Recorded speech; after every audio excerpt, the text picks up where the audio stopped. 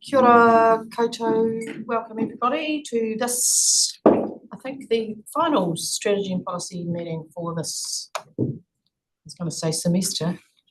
Triennium is the word I'm looking for. Nearly was a combination of both. Thank you. Just a quick whakatauki to start us off. He iti te mokoroa nana I kati te kahikatia, which directly translates means the mokoroa, which is a grub, maybe small, but it cuts through the kahikatia.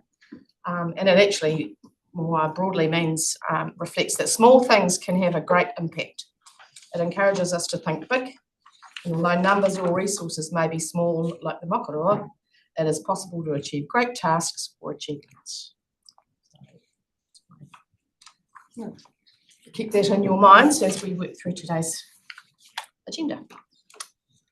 I have an apology for lateness from Chairman Horrell, and I'm hoping that Councillor Rodway is online. You see us. Anybody like to move that apology for lateness, please? Yeah. Thank you. Stuart? And Stuart Bowles. So moved by Councillor McFarlane, seconded by Councillor Evans. All those in favour, please say aye. Aye. Against? Carried. Thank you. Any new declarations of interest? We have no public forum, petitions or deputations. So we move to the confirmation of minutes, which is on 5 on the agenda. I'll move this. 21st of August. Thank you. Councillor Cock. Seconded, please. Thanks, Councillor Morris. Any comments, questions? Great. Put those then. All those in favour, please say aye. Aye. Against? Carried. Thank you. No notifications of extraordinary or urgent business and no tabled questions. Any councillors got reports? Been to anything exciting lately? Exciting, interesting. Thank you, Councillor McPhail. I did go to the, probably said it last week, the Telford Agri Sports Day at Telford for Otago Southern schools, secondary schools, and they had twice as many teams there this year as last year, so it's really building out. This is something that's happening right through New Zealand. They're doing a sort of working through New Zealand, so it's great. Hundreds of kids, young adults, I should say, and it's just really good. They're getting them involved, obviously in the agricultural sector. But ES was there. I was there with. They obviously had a pests, identify the pests, sort of competition. That was their aspect of things. I haven't seen my score, but they said I knew some. So, you know, when I talk about pests, it was the actual footprints. So I thought it was quite hard actually. But anyway, no, it was good. They were really good display and good feedback. And it was just a great day. But obviously they got a lot of teams and their time schedules sort of got that out of play. So they'll obviously accommodate that. So if I might, are there more schools involved or are there more teams from each school? Well, that's a good point actually. I didn't know. I didn't ask, but there was a lot more teams. So could be more teams per school. That's cool though. Yeah, no, it was great. It was great day. Councillor McDonald, do you have a question? Yeah, I just do. You think it's a worthwhile event for the council to be continue, you know, when you're talking to Telford and the skills of the young people they put out there into farming, this council to continue to have that involvement in pushing the messages that we push out of here into young farming leaders, is that still a worthwhile thing to be involved in? I think absolutely. I did wonder, like we were just identified pests, you know, and you do actually go, well, there's a lot of biodiversity and things like that. That could be could be expanded. Different aspects of what Environment Southland does too. So challenge, you know, they might have said, what do you want to do? Expectations of what they're going to present, but in the end, you know, I think there's room to move if there's more kids out. It's a good opportunity. Yeah, certainly. Well, it's a good opportunity to show the career paths for the kids who, you know, practical. Yeah. So it's great. Sow the seeds of. Yeah, absolutely. Anybody else with anything? Thank you. And now I would like to indulge you to indulge me actually by I'd like to move to item 9.3 first. Staff have requested that we do that first for a number of reasons. I'm assuming that the meeting is happy to do that. That would be the dangerous dams policy. So yes, we'll take that first. Thanks, team.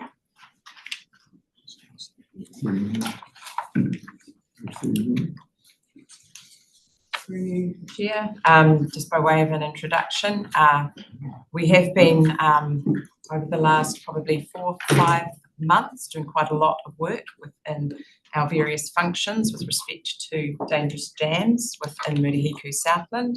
As part of that, we are bringing to you today our updated dangerous dams policy so that we may go through to community engagement and ultimately following that approval of that policy, which is a legal requirement in the fullness of time. So I'll hand it over to Marcus, who is on the policy side, and then Lucy's also here for any questions or information you may wish with regards to our operations with respect to dangerous dams. Thank you. Take it away. Thank you, Madam Chair. So effectively, Environment Southland has got responsibilities under the Building Act, particularly through sections 161 and 162, which requires it to have a policy on dangerous dams, earthquake-prone dams and flood-prone dams within their regions. And the section requires that the policy is adopted in accordance with a public consultation process. So effectively what we've done is we've modelled our policy or proposed policy off ECAN's proposed policy and seeking it goes up through the process and up to public consultation as part of that process. So effectively the policy outlines an approach and the responsibilities for dam owners and what they need to do to maintain their structures and make sure that they are safe. So the policy applies to a number of structures across the region and also to Environment Southland's structures for flood controlled dams. So we've got a number of those across the region too. So there's responsibilities on us. To date, Environment Southland has not had a policy. So this isn't to remedy that by going through this process today. And it's also noted that Environment Southland has transferred some of the Building Act functions to Environment Canterbury. It was done in 2021, and that was primarily around the audit and accreditation processes of processing building consents and other bits and pieces around dams and things. So there is that relationship that exists as well when we pay for those services. So that's additional context for Council and Committee today. Lucy's got anything else to add? I'm happy to just answer any questions, Chair. Thanks, team. I've got Councillor Cochrane and Councillor Pemberton. Just my question is, how do we find a dam is dangerous? Yeah. Doesn't seem to be a definition in there. I know we farmed out the responsibility for approving dams to another council. We've done that. What is Otago now? It's Canterbury. Although we haven't had a policy of our own. But do we have any dangerous dams? What's the definition of one that's actually dangerous? Is it deteriorated because it's poorly built or what? Yeah. Oh, through you, Madam Chair. So effectively that's what the policy seeks to establish. So there's under the Building Act there's 3 criteria that you need to go through to be a registered dam on the dam. One of them is that more than 4 metres high or storing more than 20,000 cubic metres of water. Referable dams is defined by the regulations in all dams, but only for purposes of section 133B. So there's sort of certain criteria that you're on the list, and then once you're on the list, then you've got to go through regular checks and updates with engineering reports and submit them to council. If the reports come back and say there's some problems here, then there's the process outlines the steps to go through to remedy those problems. It puts responsibilities on us as a regulator too. Should those actions not be taken, then we have options to do the works and then charge and costs. So to make sure they are maintained as safe. So it's a regulatory function to enable council to make sure the dams are maintained to the standard they should be maintained to. Lucy. Yes, I'll just add, Chair, there's a couple of steps we need to go through. So the first test is the potential impact classification. So that was the first requirement for the new regulations when they came in. All of the dams across the country had to be assessed for that PIC, what was their impact classification. If they were deemed to have a high PIC, which 4 of our dams do, we have 4 that we own that are high rated in terms of that impact classification, that then leads to the next step, which is getting a dam safety assurance program done, a DSAP. So all of our, from my side of things, the operational part of the responsibilities include doing those assessments, making sure we know what our PIC dams are, and then making sure we've got those dam assurance programs in place for those dams that we own.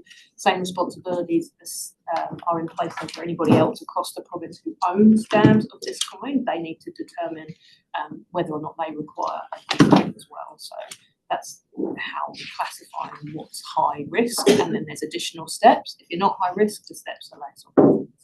The focus, certainly for us as owners of dams, has been on making sure we've got our high risk ones, we know what they are, and we've got the assurance program in place for them. Thank you, Councillor Pemberton. Thanks, Chair. Your question is around the person assessing the dams. Are we having those got into that, or is that through outsourcing to Canterbury? They determine who can.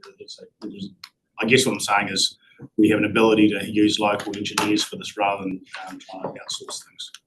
I can help with that one, Chair. Yep. So for the ones that we own, in my side of the camp, we appointed those engineers to come down. They have to be suitably qualified and accredited engineers. We didn't have one in region that we could use for the time frame that we needed them this time around, but we would certainly look local in future. But no, it's not an ECAM function that we've outsourced. That's ours to own. The ECAM function is primarily around building consent processing for other people who have other dams. So yeah, that's how we kind of separate. Councillor Gibson, did you have a question? How do we identify where these dams are outside our own ones? Because you can see a few that fit that, but how do we decide whether they're a dangerous, or get somebody to decide whether they're a dangerous dam and identify them? Yeah, very, Madam Chair. So we have gone through a process. So they need to be above that for 4 metres in height and then hold that water. So there's been, we have got a register of existing dam structures in Southland, and there's, I don't know the exact number off the top of my head, but there's around 12 to 15, 11. There you go. There's not very many at all. So yeah, it's not a significant number. Stop or flood banks don't get captured by this policy. They are outside the definition of a dangerous dam under the Building Act regulation. So they're a entirely separate function. It's purely just dams holding that water and flood dams as such. I'm assuming that the existing ones that we know about have had some kind of consent, so they must be in this system anyway, one would assume. Yes, so through you, Chair, the regulatory function is holding that register, and Kieran within Donna's team is responsible for that, and the checks and making sure that they're abiding by the same responsibilities that we have as a compliant check. So absolutely, we're aware of their high volume. These new regulations mean that we've had to know about them for the last year and a bit. Yeah, sure. Thank you. Any other questions? Chairman Horrell, welcome. Well, just a comment on that, Madam Chair. We've outsourced this to ECAN. I think we're doing most of the South Island now, and it is just those larger structures, and it's sort of got building code compliance, and the cost of us actually doing it ourselves is quite prohibitive.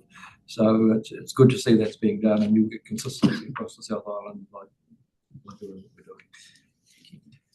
Through you, Chair, just as a addendum, I suppose, as you will be aware, there are changes that the government has proposed to building consenting authorities coming, and so I would suggest in the new training that would be an appropriate juncture once we understand exactly what that new system looks like, to potentially, if the council at that time wishes to revisit it, the arrangements as that building consenting authority at ECAN may not be there, and so we will need to look again at what the most appropriate arrangement is for the benefit of South. I'll move the recommendations. I'll hold that, Councillor Cook. Councillor McPhail. Just a question. Madam Chair. Sorry. Yes. Morris. Sorry, it's quite hard to see on my screen. So There you go. Sorry, Morris. Go. I'll come to you now then, Councillor Rodway. Thank you. I just want to ask a question about the height of the dam. It says 4 meters high. Whereabouts is that measured? Is that an average height over the width of the dam or the maximum height?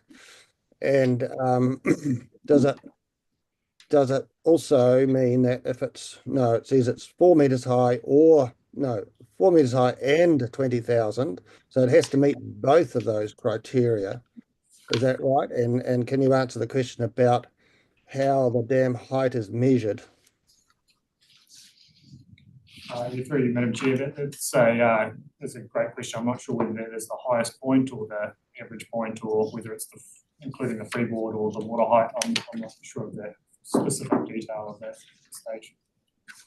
Just that there are some dams, you know, built for larger wetland projects. I'm thinking some of the wider catchment. You wouldn't want those to be classified as dangerous dams because they have such a big benefit from a wildlife and ecosystem point of view. I don't think they would be over 4 meters high, but depends on how they're measured, which is fairly important. Yeah, through you, Madam Chair, it's primarily a safety aspect to make sure that those dams that are constructed are maintaining safety, because if there is a breach, then there can be significant impacts on life and property.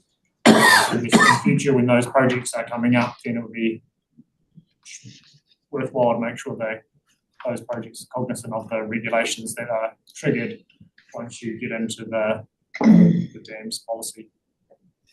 Thanks, because I assume that it's a combination of the height and the cubic volume that actually is critical. But I'm not a builder. Yes, Madam Chair, it says and, not or, Yes. so it has to Yes, be so it's a both. combination. Just reminding you folks, I see you, councillor, but just reminding you that the recommendation is to approve putting the policy out to public consultations. So just reminding you that that's what we need to decide. Councillor Gibson? I have a problem with dangerous dams policy. I think it should be large dams warrant of fitness or something. It just softens it. You achieve the same. Dangerous dams to me means I'm going to run for the coast or get on high. Lobby the government for that one. Councillor.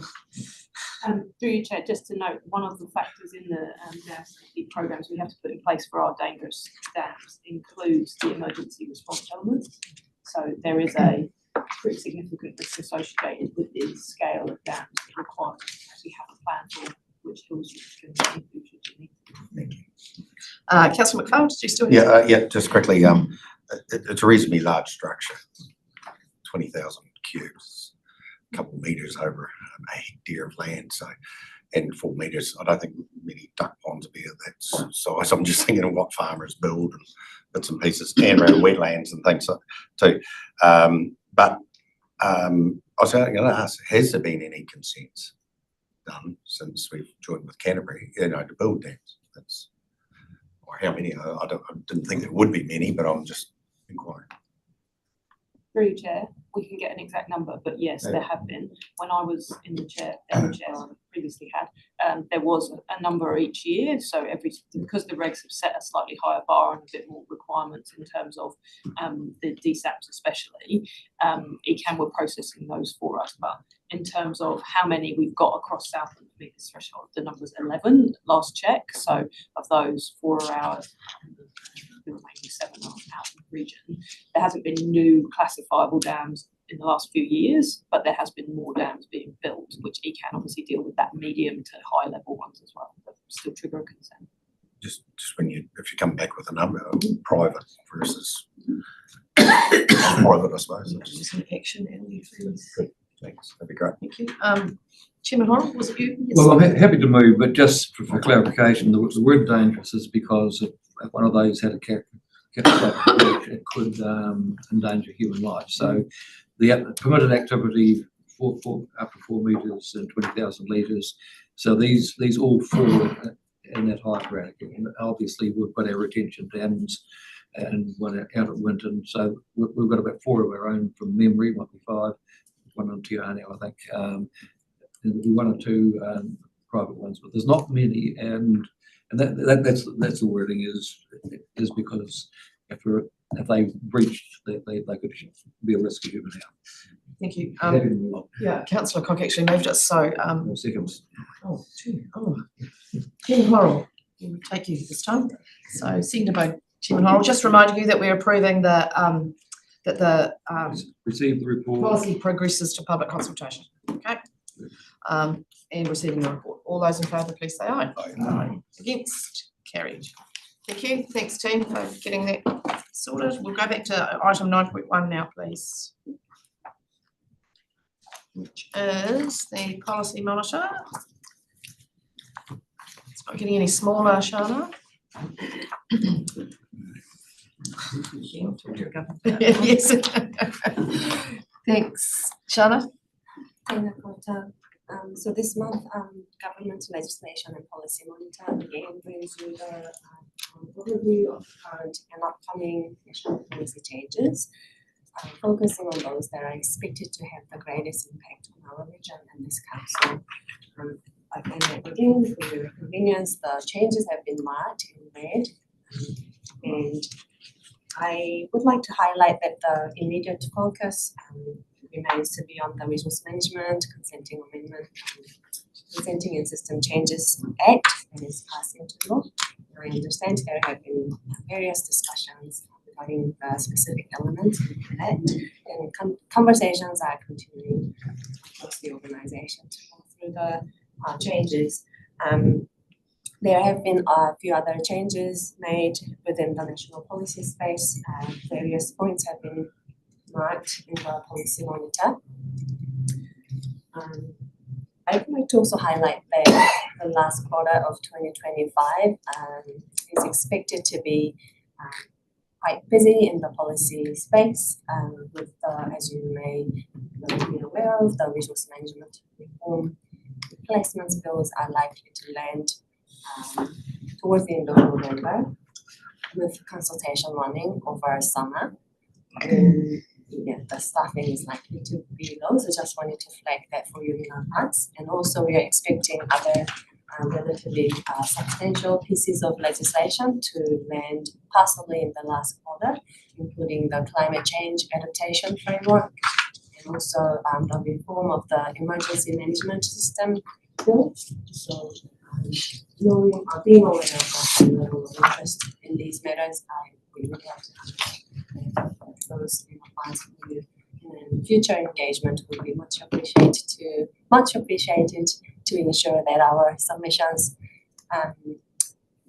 bring much needed value to the national policy development process. Thanks, Shana. I'll just reinforce that the key point, I think, for what Shana was saying is that some of that consultation is going to be over the summer break. So there might not be much break for some, and really anybody, whether you are returned as a councillor or not, can always feed into the new councillors' contribution. But it's going to be for staff. It's going to be a really busy summer, and you know, councillors might have workshops to come to at an unexpected time. Anyway, anybody got any questions or comments about any of that somewhat disturbing? Morris, Councillor Rodway, sorry. Councillor Rodway, you have a question? Yes, I do. Sorry, I just had my mouth up. On page 16 of the agenda, page 3 of the report, talks about changes to the Resource Management Act, and I see the third bullet point down there near the bottom of the page. Says broadening changes to discharge rules, etc. And then it says enabling councils to make rules to permit discharges that negatively affect aquatic life, etc. So I'm just wondering what the interpretation of that is. There's enabling councils to do that. That doesn't mean that we have to make those rules, though, does it?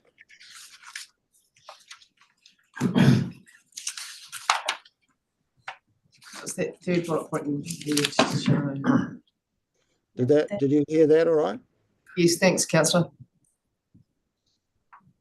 Can Shana or Marcus comment on that? Yes, they are. They're just thinking about their answer, All right, okay. which is what we would prefer them to do. I think.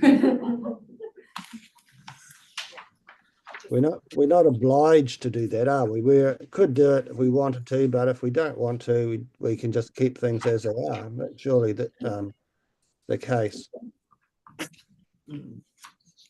Yeah, through you, Madam Chair. So effectively, as you'll be aware, there was some environment or the case law legislation around Section 70 that came out, and the government sought to amend that section through the consultation process and the changes to legislation.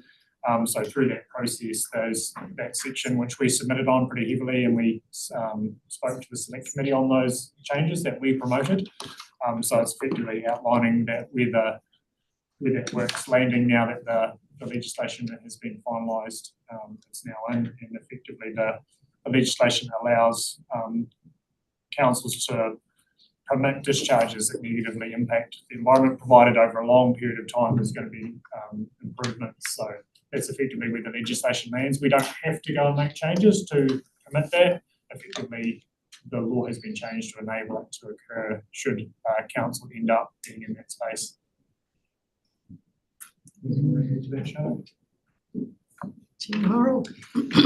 Just a reminder on Section 70, this is the one that we have to get some flexibility in for diffuse discharges. So I think it's right. We don't, the rest of it we don't. It's voluntary, but we certainly need some flexibility.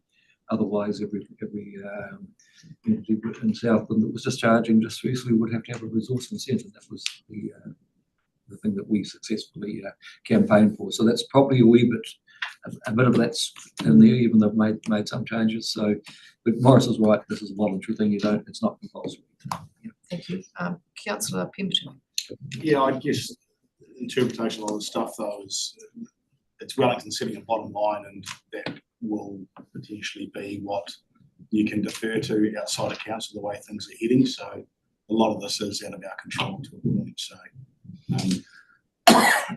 it's frustrating because we have to deal with it, but at the same time it does feel like a lot of energy for the outcome may not quite be what we're looking for. Through you, Madam Chair, just a further comment. Effectively, Section 70 is still being worked through with our water and land plan appeal, and so Liz has got an update on that further down the track. So because we were involved in our water and land plan process as our legislation was changing, our appeal was still bound up with those new legislative changes. So there's a bit of work still to do as that still works through the final stages. So we will be able to provide an update later in the agenda. Thank you. Very section. Any other questions, comments? I actually went and looked at the fact sheets that are referred to on the next page, and they're actually very good. So I don't know whether have any of the other councillors, I don't want to put you on the spot in an embarrassing kind of a way, but if you've looked at them, can you just give me a wee nod or something? Because I think if you haven't, maybe I might ask staff to pull out a couple of the really good ones and circulate them. They were very helpful for me as far as chewing my way through the many, many words of the Act is too hard. So it's, I think that'd be helpful if councillors actually had them front and centre. You wouldn't mind? No hurry, just when you've got time.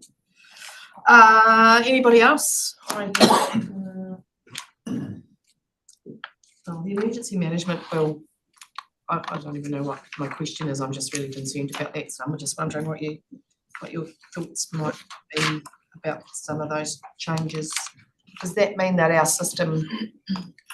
current system in Southland will be not the same, or are they adopting our process around the rest of the country? Madam Chair, my understanding based on the information available is that it's intended to bring improvements to the current system. We haven't undertaken any thorough analysis to identify significant implications at the moment, but we'll be getting into that process. We'll bring that to you in due course. Okay. Councillor Cook, you might have something to contribute to. A couple of things here Yep. that we've noted.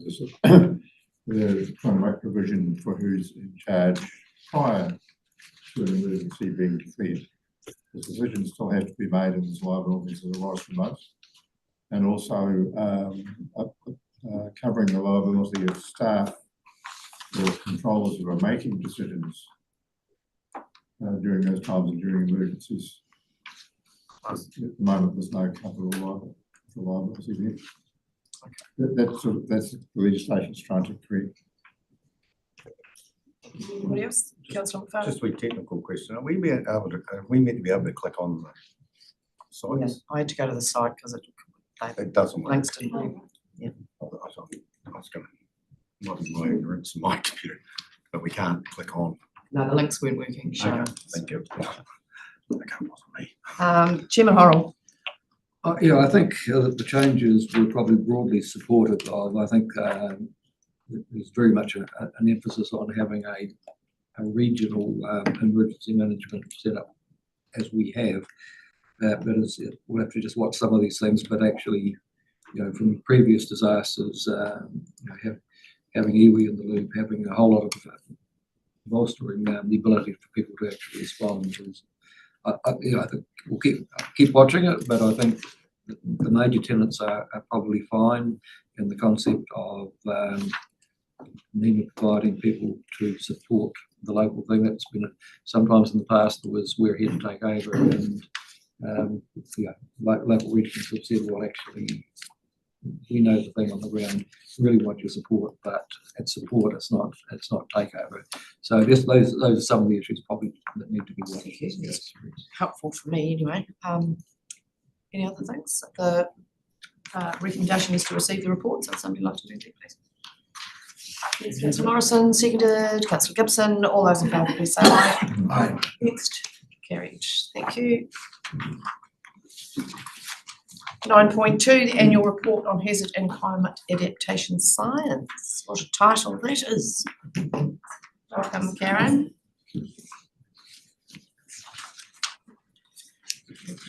I'm going to hand straight over to my fellow GM. Thanks, Karen. Thank you. So through you, Madam Chair, I'll take the report as read, as it says that this is a LTP target to provide an annual report to you on this work program. One wasn't provided last year because it was too early into the program. So for this report, I've looked at both last year's work and this year's work.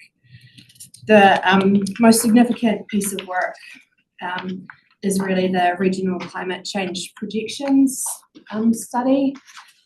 This is a update and expansion of a 2018 piece of work that was done, and will provide us with some pretty resolute and wide spectrum of data around climate change for our region that will help us fulfill our statutory obligations around incorporating that information into our decision making. As the item says, that project has had some delays. There have been a couple of issues. One of the biggest ones has been that NIWA, now Earth Sciences, have changed their supercomputer in the middle of the process, which has caused a few technical challenges for the team. I will say, though, that the scientists that are working on this project are being extremely thorough and diligent and trying to make sure that we get really accurate information. So they're doing a lot of checking of data to make sure everything is holding up. We're starting to get some preliminary results through, so everything's done except for the hydrological components, and catching up with them tomorrow to get a revised time frame for when we will get the full outputs from that work. Otherwise, happy to take questions. Councillor McDonald. Thanks very much for that. Not really good to see all that yellow delay on the heightened interest that there is out there. Understanding the hazards on the rivers, for example, but especially in Invercargill, where I see the Invercargill groundwater, sea level rise, inundation modelling. That speaks to our structures that we have north of the city and out to the estuary. What's that estuary going to do? So what's the So people are asking those questions, and wanting to know, so there's some urgency around this, there really is. Through Madam Chair, yep, I agree. Part of the reason, so that project is due to be completed at the end of this year, but it will be drawing on information from that climate change projection work that I just commented on. So part of the reasons for the delays are, I guess, the interconnectedness between these projects. Okay, I just thought I'd highlight that the community questions coming back at us now from all angles around where's this stuff, we need it. Thank you. Councillor Pemberton. Yeah, thank you. I'm just wondering, is there an opportunity with the LiDAR that's on hold? We also have the information around the LiDAR, and I can understand that you're waiting on the computer with the forecasting. Can we reverse engineer it so we can at least understand our level of service through that hydrology? As far as that's where we've seen floods get to. How does it all stand up with that LiDAR, or do we have to have the front loading of this is a forecast and we see rain events happening before we can actually work through that LiDAR? So through Madam Chair, I think there are two different projects in here. So the project with the LiDAR was to take our LiDAR information and redigitize our river networks. And that's quite important. It's obviously a fundamental layer for us and helps us understand where the actual catchment areas are. They're not always easy to identify particularly when the land's undulating to get those right. The reason that's gone on hold is because central government are basically doing that work. So there's not much point in us funding that work if central government are already doing it. So that is why that's in red and on hold, is because it's just not necessary at this point in time. We may, once they've done that work, decide to do some extension instead. So we might want to incorporate some of our flood banks and some of our infrastructure and look at what that does to our drainage networks. But for now, there's just not much point in proceeding. Is there a timeline for them? So the last update I had is that it is June next year for that to be done. Thank you. Councillor Evans. Yes, Madam Chair, through. Is there a title mistake here where it says 24-25 projects and then 24-25 projects again? It should be 25-26 projects. And as Councillor Pemberton said, hydrological LiDAR, why couldn't that be carried over as still on hold into the new list, because you were just saying it was instead it should really be on here as still on hold for the upcoming year, I suppose.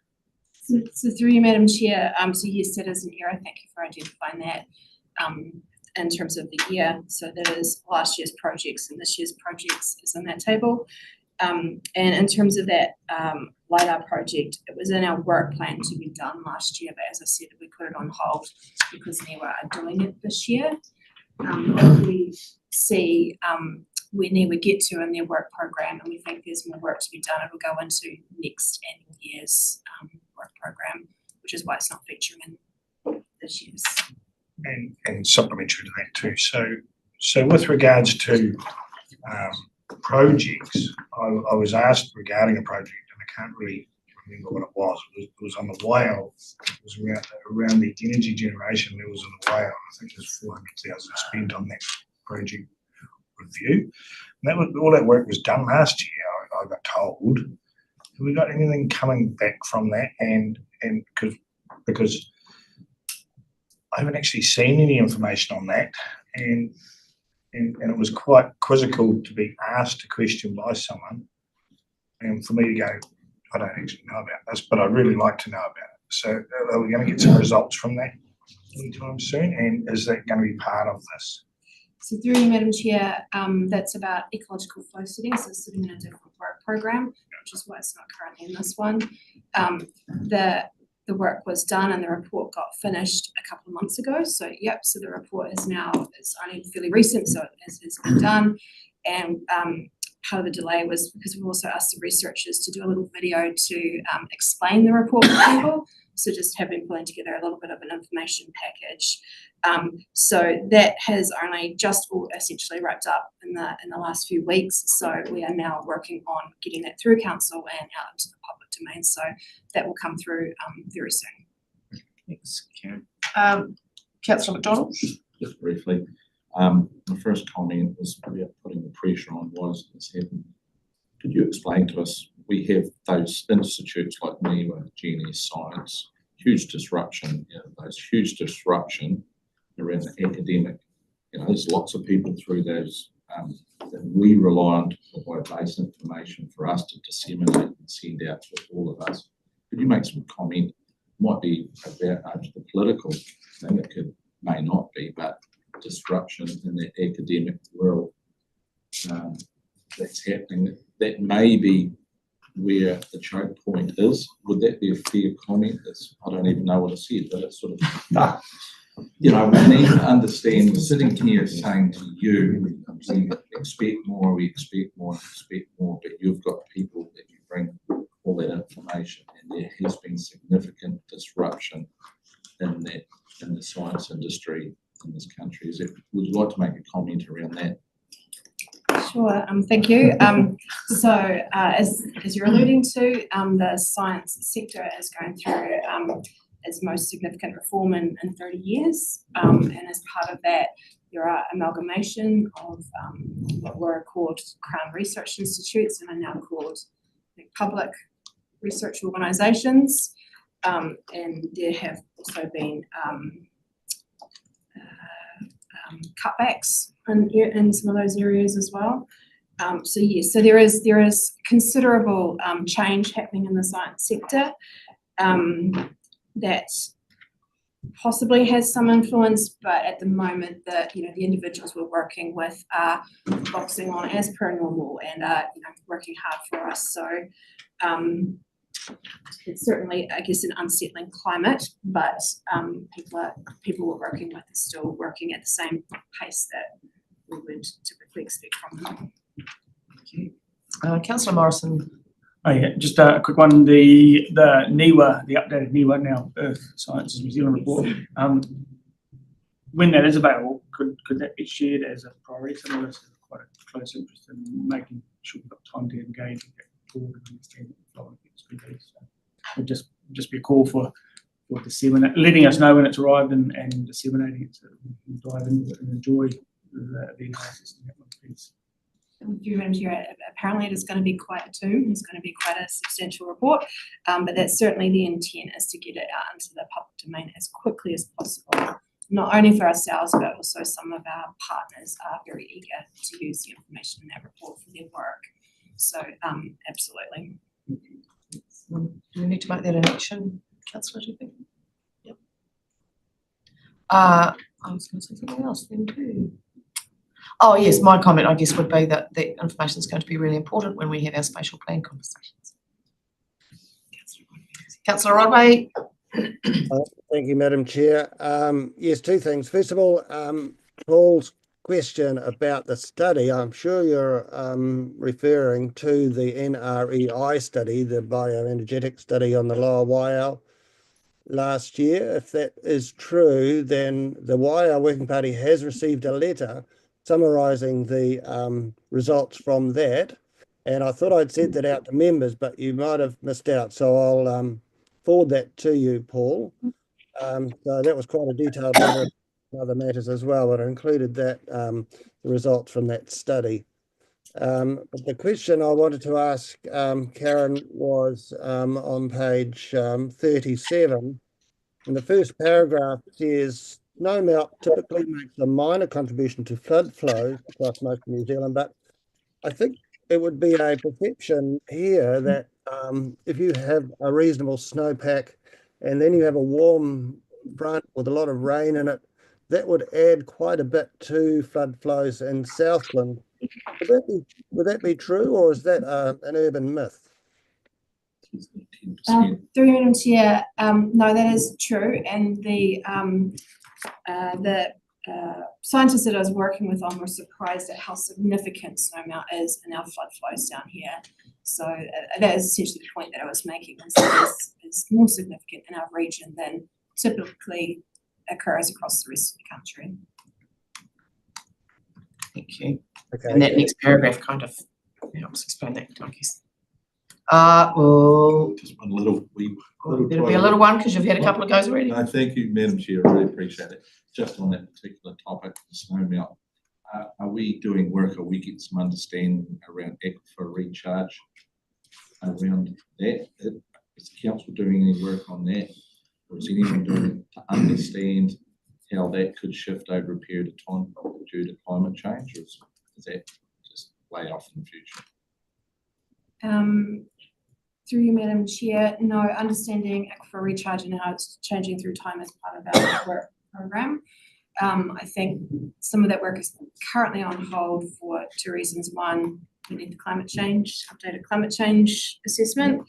And B, we're currently recruiting for a groundwater scientist. So once we have somebody on board, then that's the type of work that will be absolutely picking up.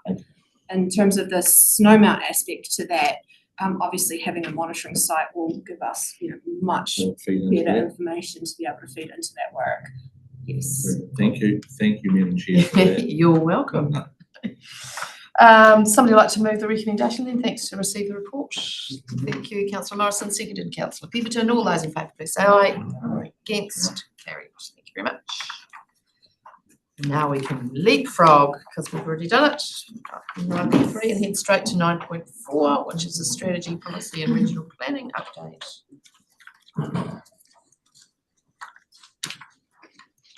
Thank you, team. Who's going to kick us off? Through you, Chair, it's extraordinarily busy in both teams, as I'm sure you can imagine and have observed, but I'll hand it over to these fine individuals. Thank you. Yes, I will just take the report as read. Paragraphs might be short, but it doesn't necessarily reflect the legs that are swirling under the water while we look through calm on top. From my team, this report covers the appeals. We talked earlier around section 17. We do have the outstanding appeal on Rule 24 that relates to section 17. We have submitted evidence with the court, and there is a court hearing in October the 21st. You will have seen in the press that Fish and Game have withdrawn their appeal on this, or have sent a notice to the court notifying their intention to withdraw the appeal. There's legal processes around that, and we need to determine what our response to that request will be in terms of the impact on the scope of the outstanding, the remaining appeals that are in the process system. So that's all I can say really at the moment on that appeal. We've got evidence. Some parties are in the process of developing evidence and lodging that with the court, but we'll just continue to update you if we get any more news on the process. Councillor Rodway, did you have a question particularly related to that, or would you like to wait? Thanks, Madam Chair. It relates to Rule 78. Okay. I might let the staff continue with their briefing first, and then we'll come back to that. Probably nothing much more to report behind all of the other items listed in this report from my team. Marcus.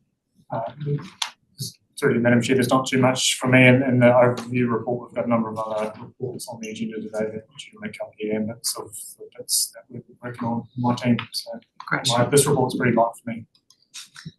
Oh, nice. Councillor Rodway, then we'll take your question on 78. All right, thank you. So Rule 78, is that the one that relates to the abatement notice that was applied to Regional Council operational staff? What? I believe the abatement notice was, and it wasn't necessarily related to this appeal.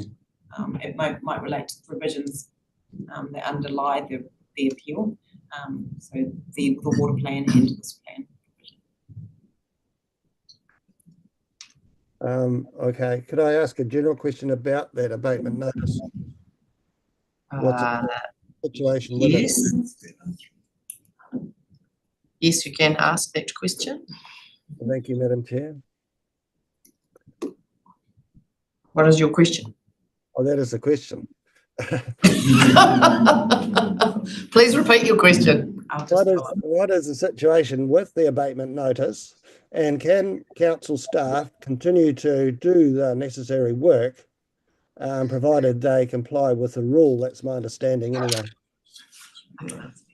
Thank you. Hayley's going to. Through you, Chair. Yes, of course, staff can and are continuing with work.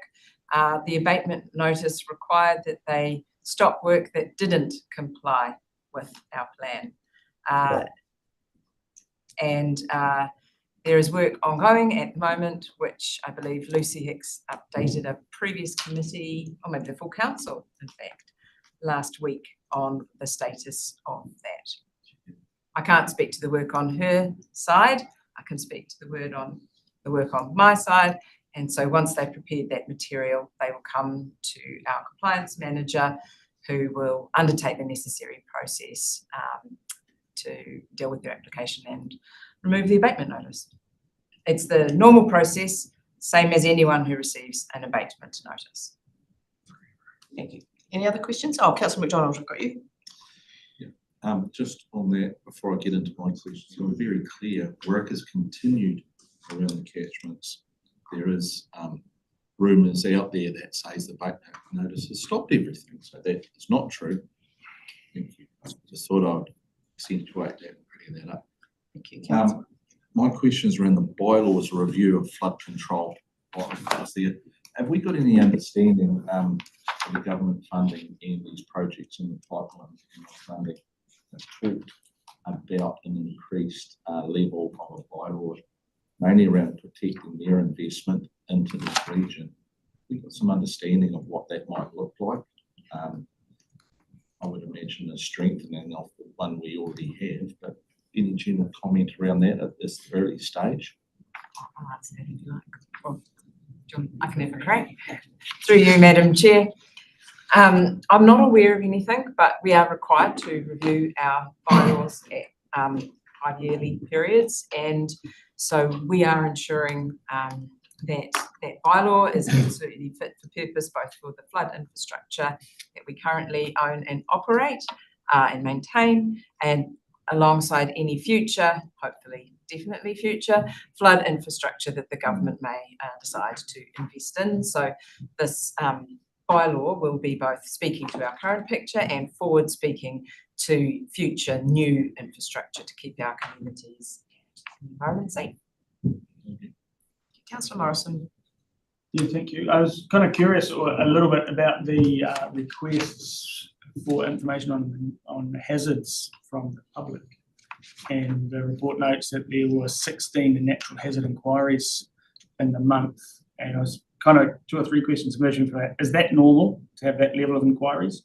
The second question is there, I mean, I would imagine that we would want the public to be alert to hazards and pay attention to them rather than wearing blinkers and not being alert to them. Is there a mechanism for us to kind of promote the general nature of those inquiries so that others are aware that people are paying attention to it? I mean, is there a self-help hazard inquiry mechanism?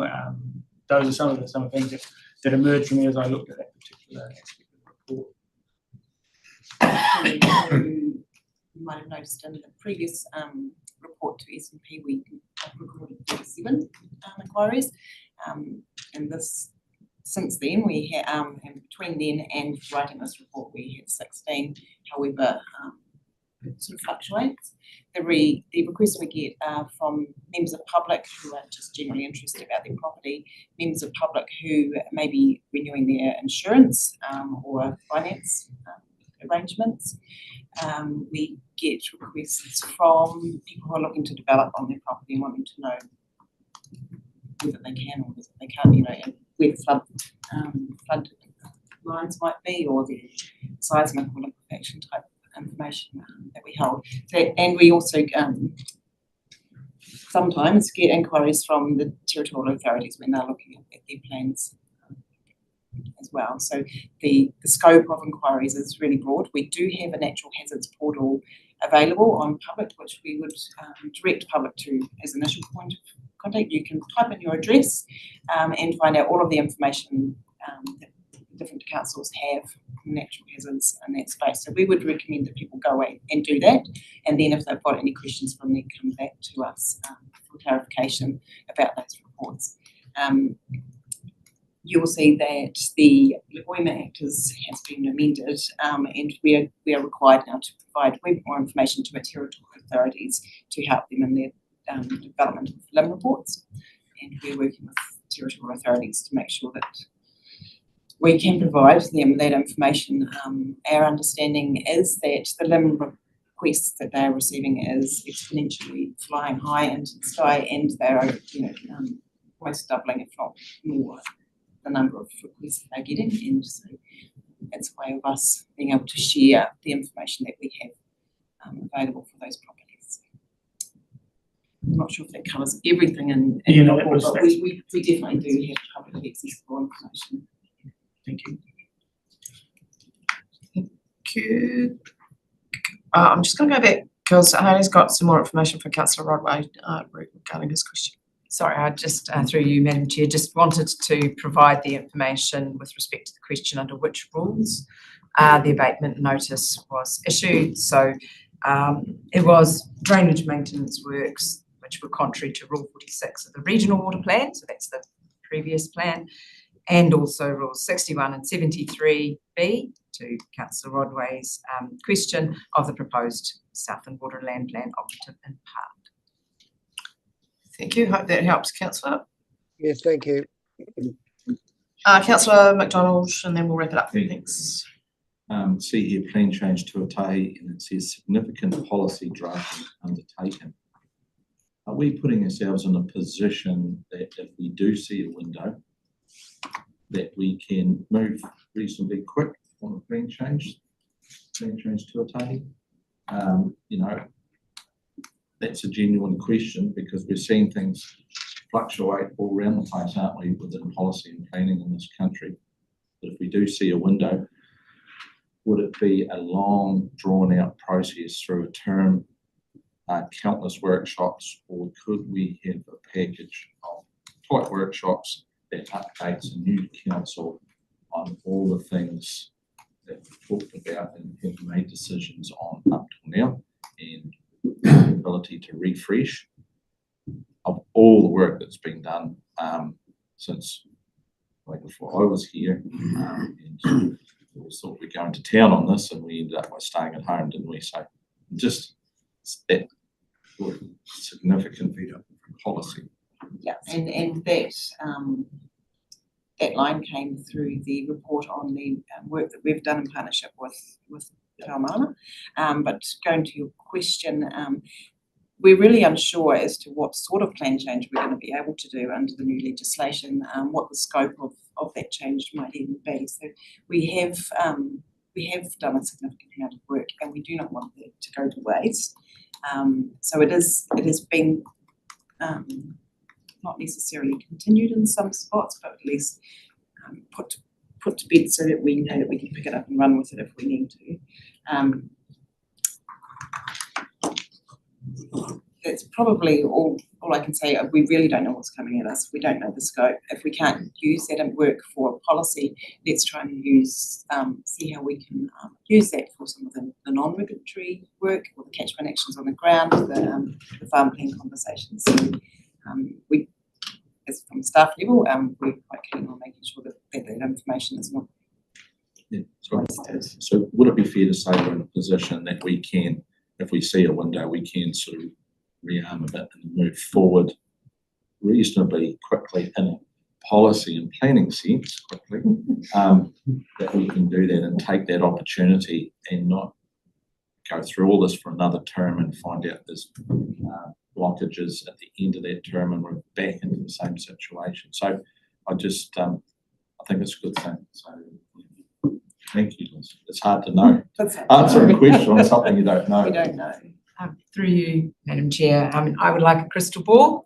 That's been packaged up, as Liz said, in a way that we can use it for either other purposes, because a lot of people, both here and in Te Ao Marama, and, you know, in terms of our stakeholders, have put a lot of energy, thought, time into that work. We will, once we see the shape of the new legislation, have a look at what that process is, both in terms of the procedural steps, the timeframes, and there will be no doubt a collaborative piece of work, ourselves, our treaty partners, our communities, stakeholders, to understand what of that work can be made fit for purpose, what has changed in the world since then, what has endured in the world since then. There is still the opportunity for the exemption to the plan stop pathway as well, so that's something that we may look at as well. There may be elements of plan change tuatahi where we collectively think there is a need that needs to be met, and that we could then proceed through that exemption process, recognising, of course, that that comes at a cost to ratepayers, and that we will be receiving a whole new set of direction and indeed a new ecosystem for planning and delivering outcomes for Murihiku. Thank you. Councillor McFarlane, then Ms Wakefield. Peter's opened something up there that I'm going to ask. Just in regards to, obviously, a lot of work that's being done, and we have a government that's going to be focusing on economics.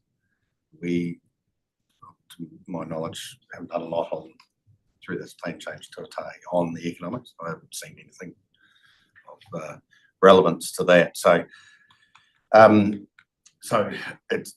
just wondering, you know, there will be a change of view, different view, and it's not saying, oh, we can't do that. It's actually might be, the economics might prove that this can be done, you know, alterations without being economically hindering their province. So it's not about saying protecting the economics, it's just actually understanding the economics on some of this, on the plan change tuatahi when it was limit setting. So, but it would be probably important because the government is going to focus on, this government is certainly focusing on, sort of some are indicating you're not to touch the economy. We've got to grow it. So, but it would be something that it becomes more relevant now, that discussion, than maybe it may have been before. So I'm just putting it out there. It's going to be important. I know I haven't received anything, I don't know, in regards to that problem. That's something we need to look at.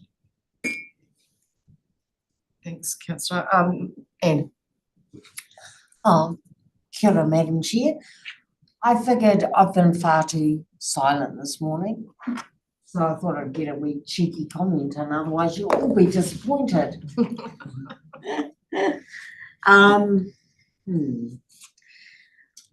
Significant work, TAMI, etc., plan change tuatahi. Who knows with this government exactly? Magical question. Anybody's guess, exactly. Agreed. Thanks. Councillor McDonald, do you really have? I just want to pick up on Jeremy's economics thing. When we do talk about economics, it's probably just not the effects. It's probably the effects of not doing something too would be incorporated in a large economics package. Would that be right too? Because we think, oh, if we do this, that's going to affect that negatively. But if we don't do this, how's that going to affect positively or negatively on the future too? Is that part of that big package too? Or not? Is it just, we do this, we get that? I think any assessment would look at status quo as a comparison. But we wouldn't look economically in a situation if we didn't take these actions now, what the future might be like. So that's not part of that. I think, Councillor, that a specialist doing that kind of research would consider that no action was an action, if you know what I mean. Yeah, so I would think that a specialist in that field would be doing exactly that. So there's some measurement around the no. Yeah. Well, I would think so, but I'm not one of those specialists either, so I don't know. Thank you for asking that. Thanks. So the recommendation is to receive the report. Somebody like to move that, please? Thank you, councillor McPhail, seconded councillor Evans. All those in favour, please say aye. Aye. Against? Carried, thank you. 9.5, spatial planning, favourite topic.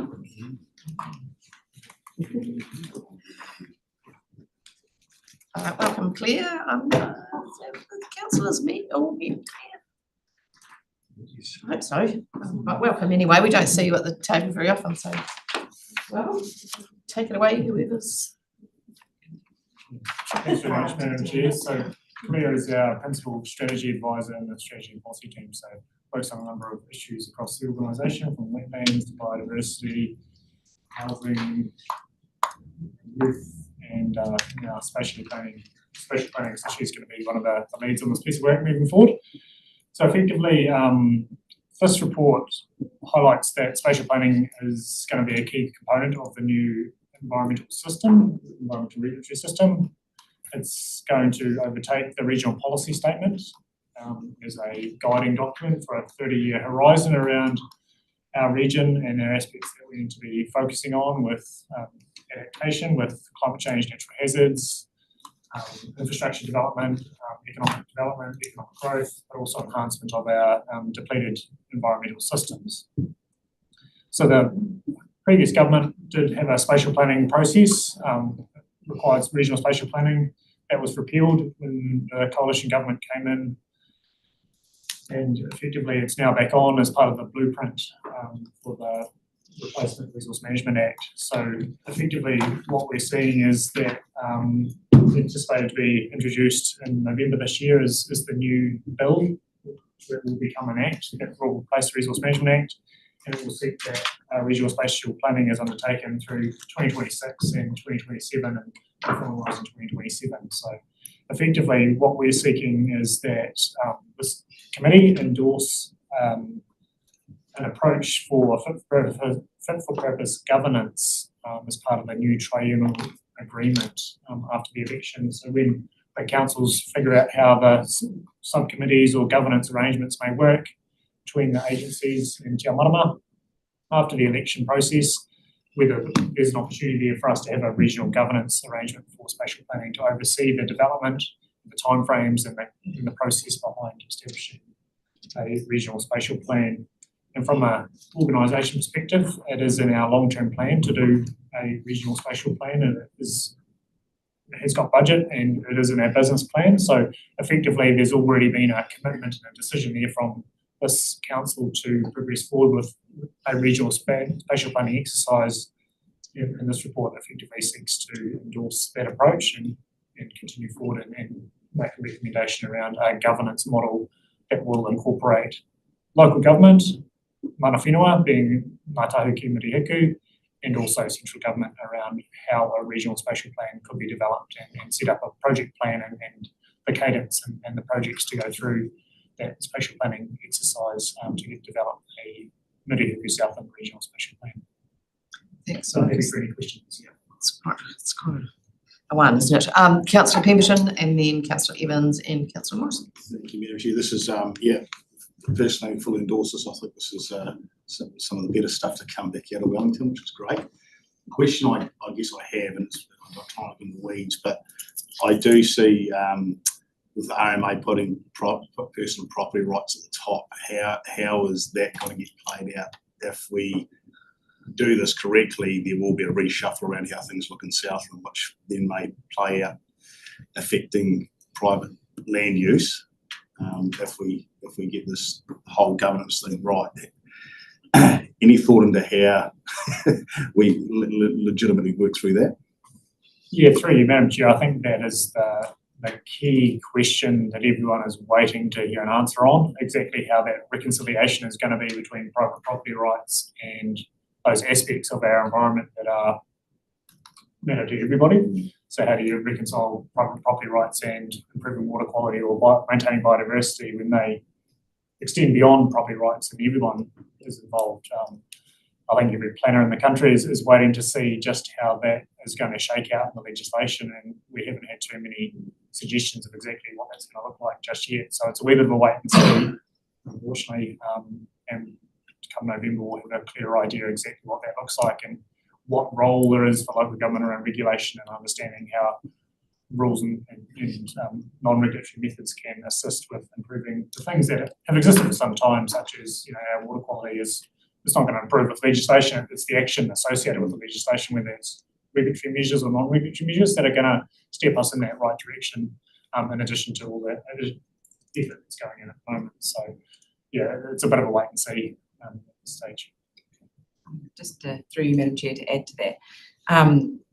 Speaking to officials at MFE, they do have an expectation that the spatial plan and the process that you go through to articulate that will start to resolve at its highest level some of those tensions, and that will then flow through into the eventual rule book, if you will, in a combined plan. But it is quite unclear, because the devil's in the detail when it comes to property rights and how they overlap and intersect and conflict, along with more kind of common rights around the environment itself will actually work. But they have said quite clearly that the process of spatial planning should be where you're discussing as governors those tensions between land uses.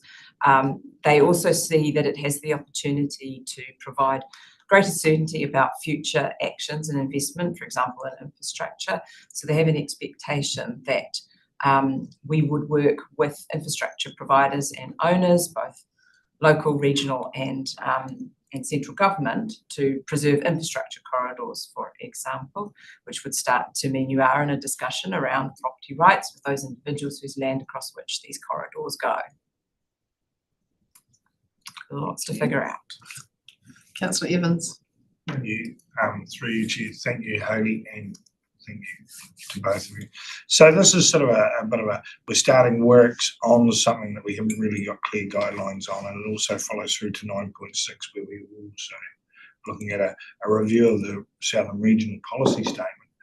So we're doing work on that, reviewing and assessing whether that's even fit for purpose or whether we continue doing any work in it. And obviously the work that we're going to be doing with the spatial planning. So is there going to be, because we haven't got clear guidelines, is there going to be a lot of crossover work where we could just hold off one or jump in with one? And I don't know how this can be answered, but yeah. Through you, Madam Chair, Marcus and Claire and I have been having a lot of discussions about this. The challenge for us is that the timeframes that the government is going to set through this legislation around when we need to have a Murihiku Southland Regional Spatial Plan will be quite tight. They will also be helpfully dropping key pieces of national direction throughout that process as well. So we'll need to design a process that's fairly agile as we understand more about what limits they're setting around public health and then into environmental limits. But the things that we think that are prudent to get underway now and don't result in wasted work while we wait for this system to be designed around us, much like we are flying the proverbial plane while designing it and building it, are things like understanding, what the best governance arrangement might be for this. Now, that being said, in the previous Spatial Planning Act, it came baked in with a form of governance arrangements in terms of the Spatial Planning Office, which was a secretariat. We saw through the election quite a lot of reaction from communities about that centralised planning system. So it'd be interesting to see if the government go down that route or not.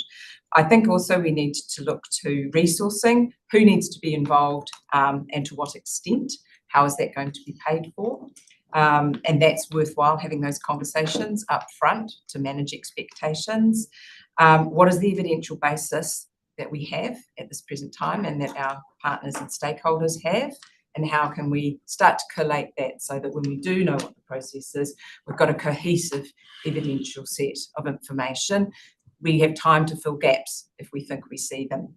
And then we will start to have discussions around what would the scope and timeframes be. We have some idea about what the timeframes the government wants to impose on us, but really we're taking the approach, the earlier we get ourselves together and get clear understanding on those types of matter. We can adapt them once we have line of sight to that new system, but we'll have done a lot of the pre-work and built the culture around this particular project as well. Other regions are at an advantage to us, unfortunately. They have urban growth partnerships that have had long histories of delivering regional scale spatial planning.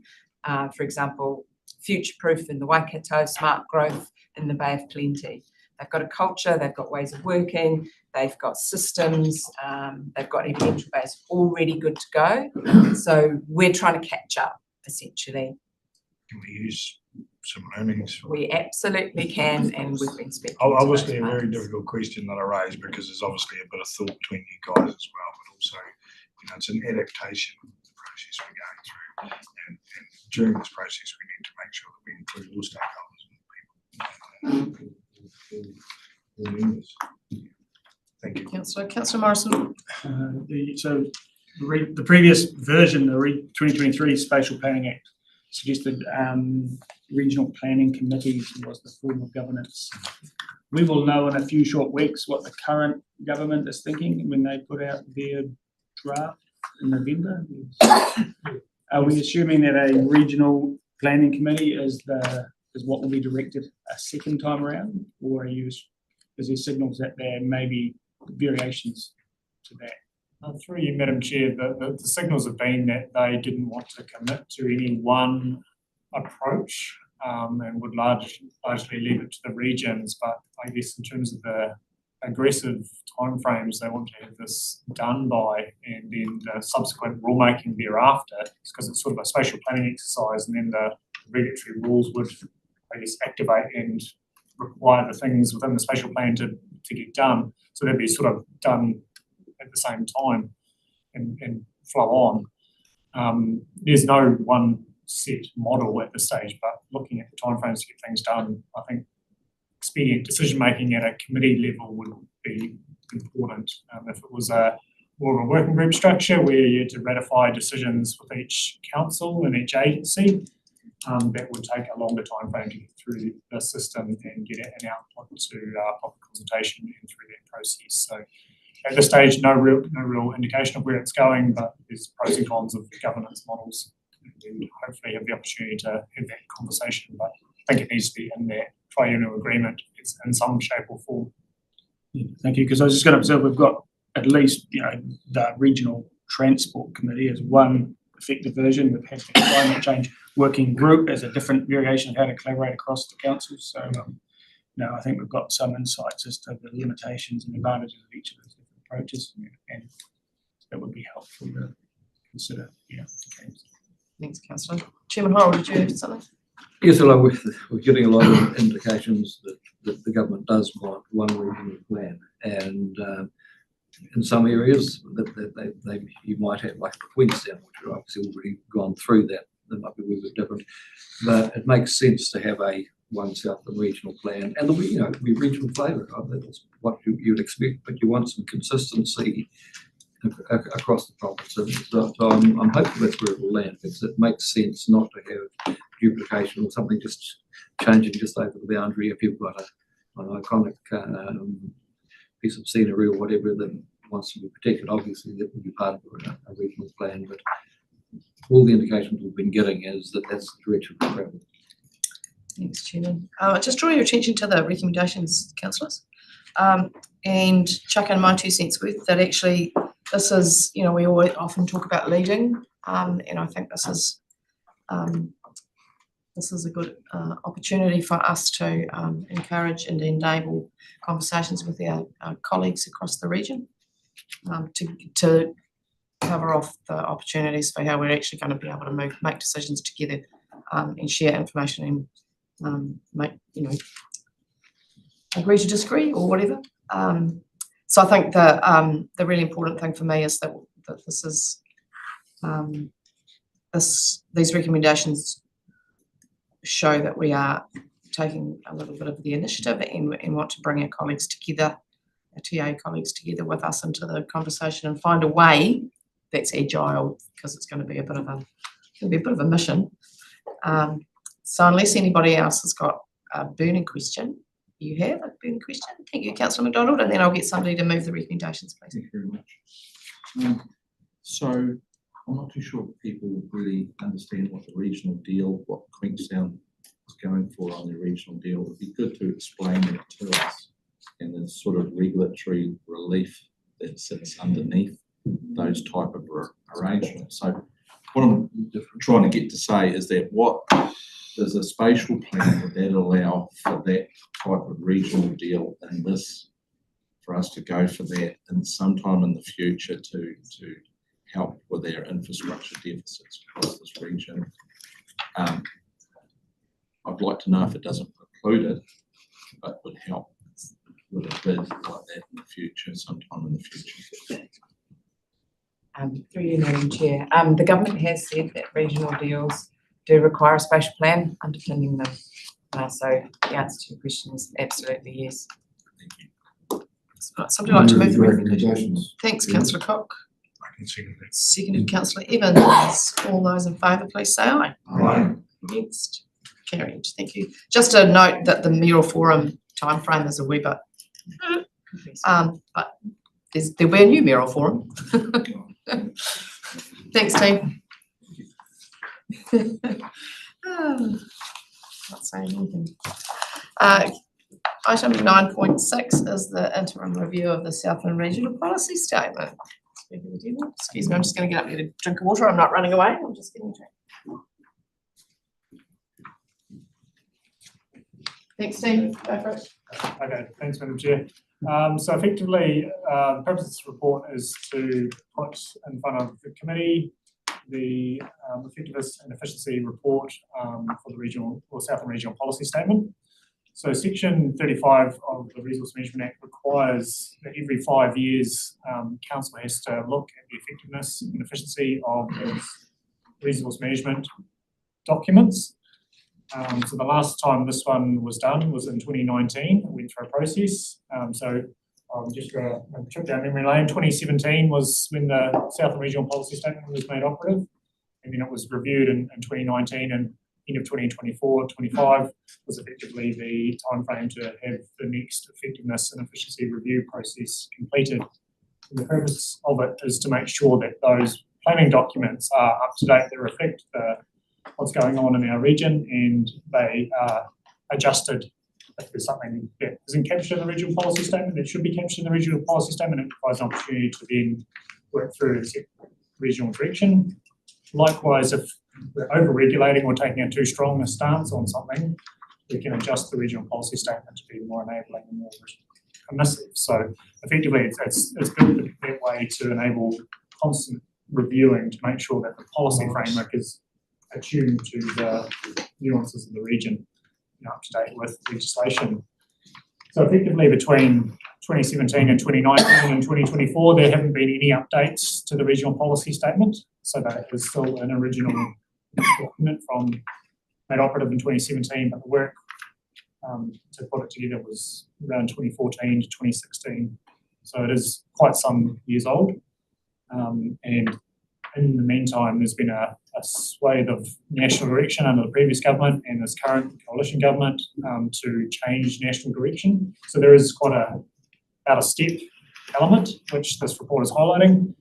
And effectively, signals are moving forward that the regional policy statement will no longer be part of the planning framework. It will be consumed and rearranged with regional planning and spatial planning processes. So while it's a valuable exercise to understand where our regional policy statement sits with regards to national direction, effectively it's a thing that we have to do every 5 years because it has to be done, but effectively the value of it is that it will assist with the development of spatial planning moving forward and a regulatory environment moving forward, but effectively we don't see there's any value in making any massive changes to the regional policy statement at this present point in time, A, because we can't, been told we're not allowed to, and B, given the changes coming, we don't want to waste energy and time on something that we don't know where it's going to sit. And it's also worth pointing out too that this piece of work is also part of the ELI case. So as council will remember, ELI we've got a piece of work through a judicial review on our wetlands, and through that process it found that monitoring of our wetland environment wasn't as where it should be. So this is the first part of a piece of work, and we'll also have another piece of work underway to look at our monitoring process to make sure that we are compliant with section 35 of the Resource Management Act, and we're working on that in the background as well. So happy for any questions from the committee. I'm happy to move them. I've got Councillor Rodway actually, so just hold your fire there, Councillor. Thanks, Councillor Rodway. Right, thank you, Madam Chair. Well, I hope that what I'm going to say isn't taken personally by anybody. And I might also It sounds like it's going to be. note that I was involved in the hearing panel for the regional policy statement, along with Alan Cupit, who is still active now, and I'm pretty sure it was Muriel Davidson from iwi who was there as well. So I've just got I've sent an email to Hayley and Lyndall about this, so I'll just read that out. I read the report by Insight, these are consultants, about this, and find that much of their criticisms are invalid. I have gone through their report and looked at the RPS provisions they commented on, and can see that what they say in many places is simply not true. They say that many of the provisions are vague and non-specific, but when you look at those provisions, it can be seen that when combined with the explanations in the RPS, it is very clear what the provisions require in most cases. Obviously, as Marcus has said, where legislation and government policy, for example, the NPS have changed, the RPS is out of date, but most of the issues, objectives, policies and methods to achieve those are still relevant today. The question is whether those methods have been implemented, and in many cases they have not. But the proposed regional water and land plan has addressed many of these matters and now are being implemented. Some of the territorial authority requirements do need following up. However, given that you recommend we don't do anything about this at this stage, because of the changing regulatory landscape, we don't need to rush in and change things. However, I am disappointed that the report is so critical of it. The RPS went through the normal statutory process of consultation, hearings and evidence. In the panel of Alan Cupit, the chair, who's a very experienced resource management practitioner. Margaret Davidson from iwi and myself was supported by ES planning staff and legal advisors with submissions from a wide range of people, including the territorial authority. If it was as bad as the Insight people say it was, it wouldn't have made the grade then. So, Madam Chair, I do hope that the basis of the policy statement can be brought through to the new spatial plan when that happens. But I would urge councillors to look through the regional policy statement if you haven't done so. I think it's a very good document, obviously, but it did go through the proper process and we had input from all the territorial authorities. What I would say is that it's probably a little bit adversarial because the territorials who are bound by the regional policy statement in many cases, some ways voluntarily, but other ways there are things that are required to do, had to make submissions. They sort of weren't involved intimately, and I see the hope that the new spatial plan will be more of a collaborative approach. But I hope that you won't throw out the old RPS and will be able to use it as a basis for the new spatial plan, updating it as required, because there are many of the issues in there are still valid today. Thank you. Thanks, Councillor, for your insight and thoughts on that. Hayley's just got something to follow up with that. Thank you very much for that commentary. We would like to take your commentary and offer to have the report's authors consider that to see if it's reflecting on that and would change any of their recommendations.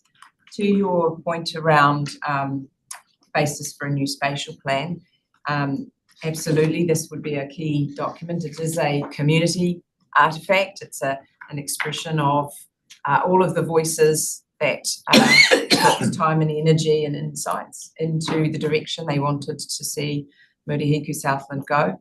There'll be other things that are very important, such as the regional forums recommendations. Those two would be, are an excellent foundation for moving forward on that spatial planning process. So, thank you. Chairman Horrell, did you have something? Yes, I also sat on that committee. It was a very comprehensive exercise, and I get that things are changing a little bit now. So you have the old hierarchy, which still is there at the moment. There's RMA, NES's, MPS's, regional policy statement, and everything sort of sits below that. So we've been told that we're not going to be continued, but the assumption is that it will become part of a one regional plan. And that was, we had submissions from all people around the thing. That we sat on a panel for a huge amount of time. The amount of reading was massive, and I actually thought we did a pretty good job. But the reason to have a review, and obviously it's just a small review, you're not throwing up the whole thing, is things have moved on, some things need tweaked. I mean, neither our coastal plan, which sits under this, or the national one, are very permissive as far as aquaculture goes. So there's things that need to be tweaked. So, but it is quite confusing, I guess, for staff when they're saying we're going to do away with these. Well, I'm sure they're not going to do away with the body of work that's in there. So that the review is just a chance to actually focus on the things that do actually need tweaking because times move on. So I agree with Morris that this was a very good document at the time. Time moves on, and you have to actually need to respect the changes. Thanks, Chairman. Yeah, but we're a slightly different world we live in these days. Councillor Evans, are you still wanting to move the recommendation? Yes. Thank you very much. Thank you, Councillor Morrison, for seconding it. All those in favour, please say aye. Aye. Against? Carried. Thank you. Thanks, team. So.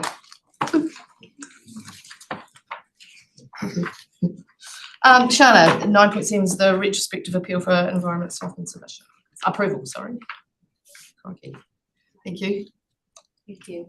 So in the month of August, Environment Southland lodged 2 submissions to the ministry, and I'd like to seek retrospective approval for those submissions that have been confirmed through US official channels due to time constraints. So the first of them relates to the government's Going for Housing Growth program. So this was in relation to the Pillar 1, which was for freeing up land for urban development. So the government had released a consultation paper that laid out the rough picture, the high-level options for the upcoming system. So any input provided through the consultation will be used to inform the policy development process for the upcoming wider business management reform. And although a lot of the matters discussed in the consultation paper related to those things that are managed by the territorial authorities, there were some topics that were of high interest to the General Council's perspective. Those included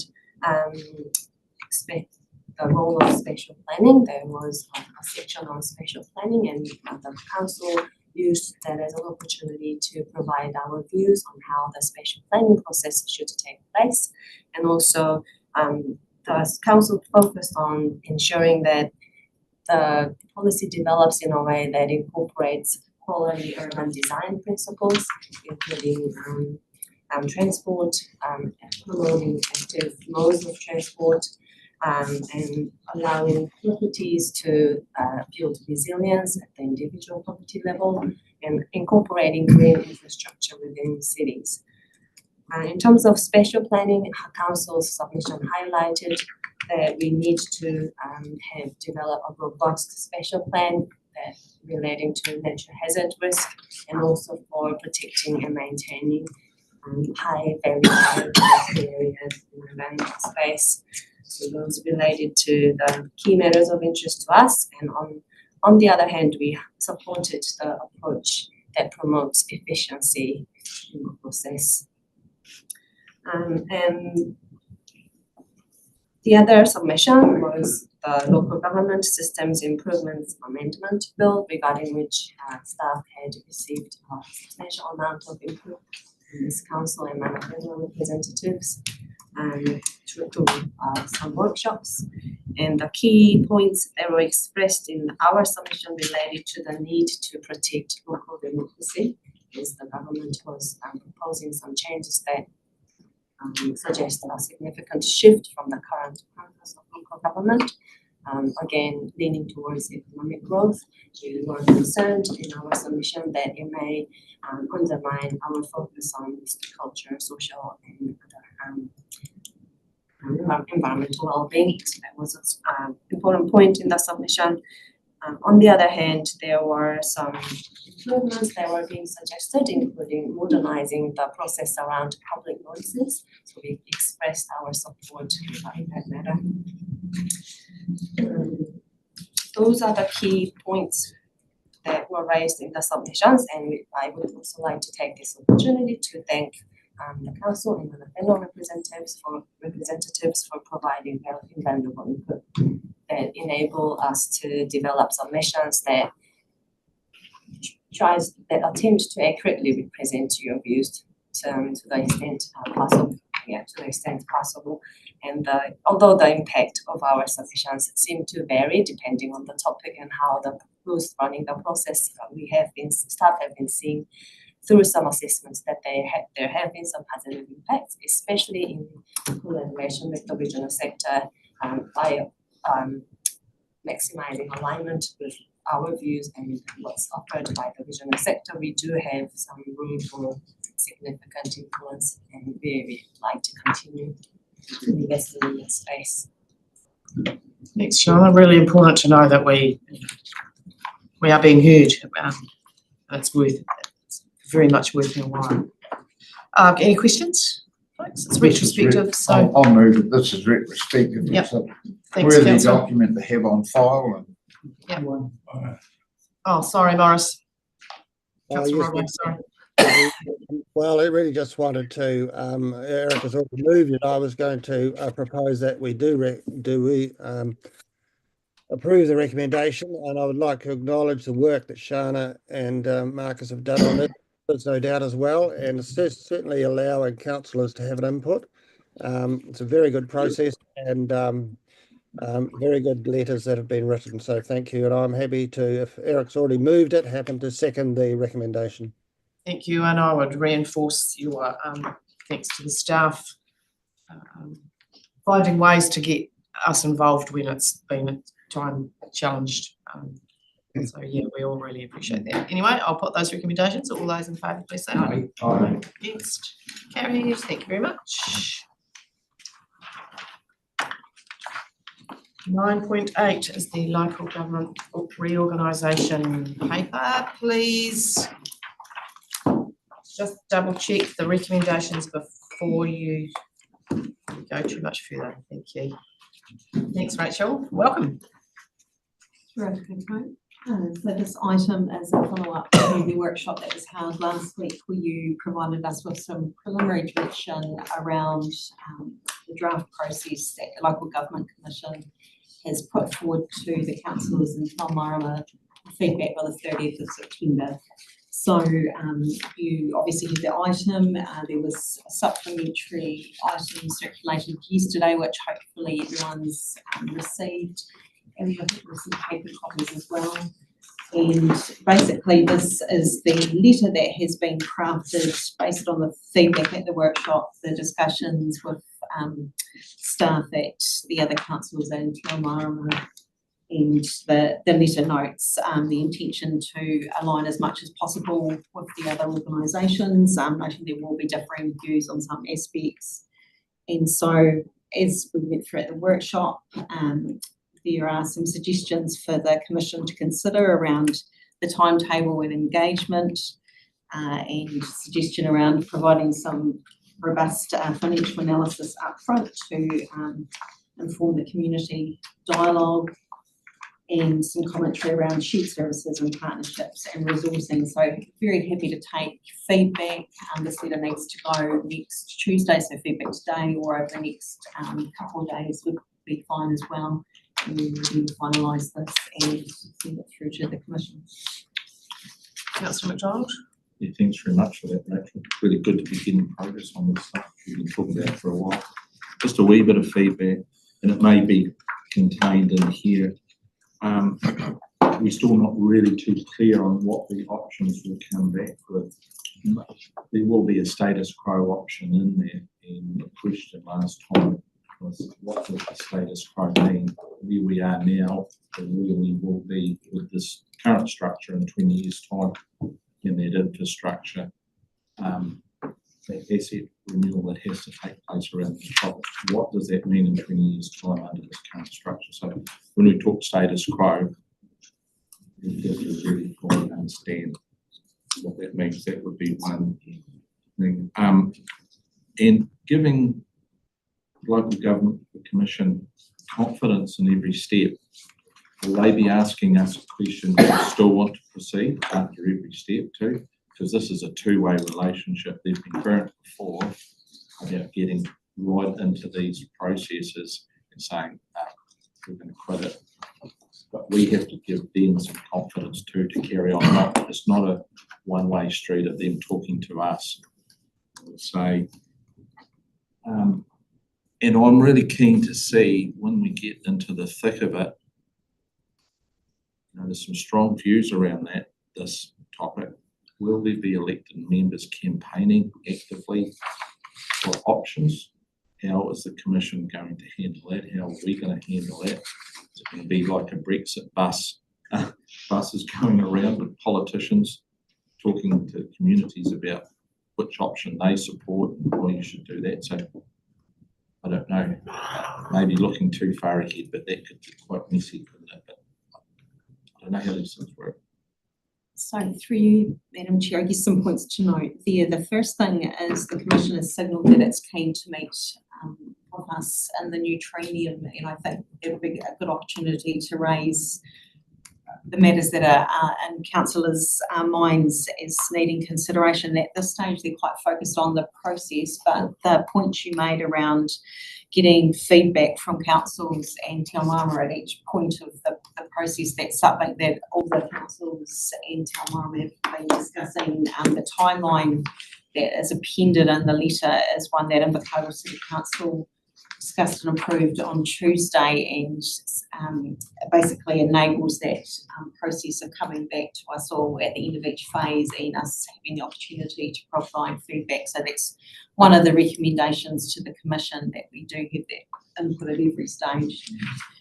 In terms of the status quo option, yes, I understand that is absolutely part of the mix that is looked at, and yeah, that feedback that you're providing there is something that we will keep providing through each step of the process. Thank you, Rachel. Thanks, Rachel. Great answers, actually. Chairman Horrell and then Councillor Morrison. Yep. Oh, sorry, Councillor.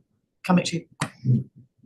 No, I think it's good to see that the Commission has accepted the responsibility to do an independent review. So I think while they'll report back, it'll be whether it's to stop won't actually be our decision. That would be theirs. It's always an option, but I'm reasonably optimistic when you look at that very comprehensive group of people that have been suggested to consult with.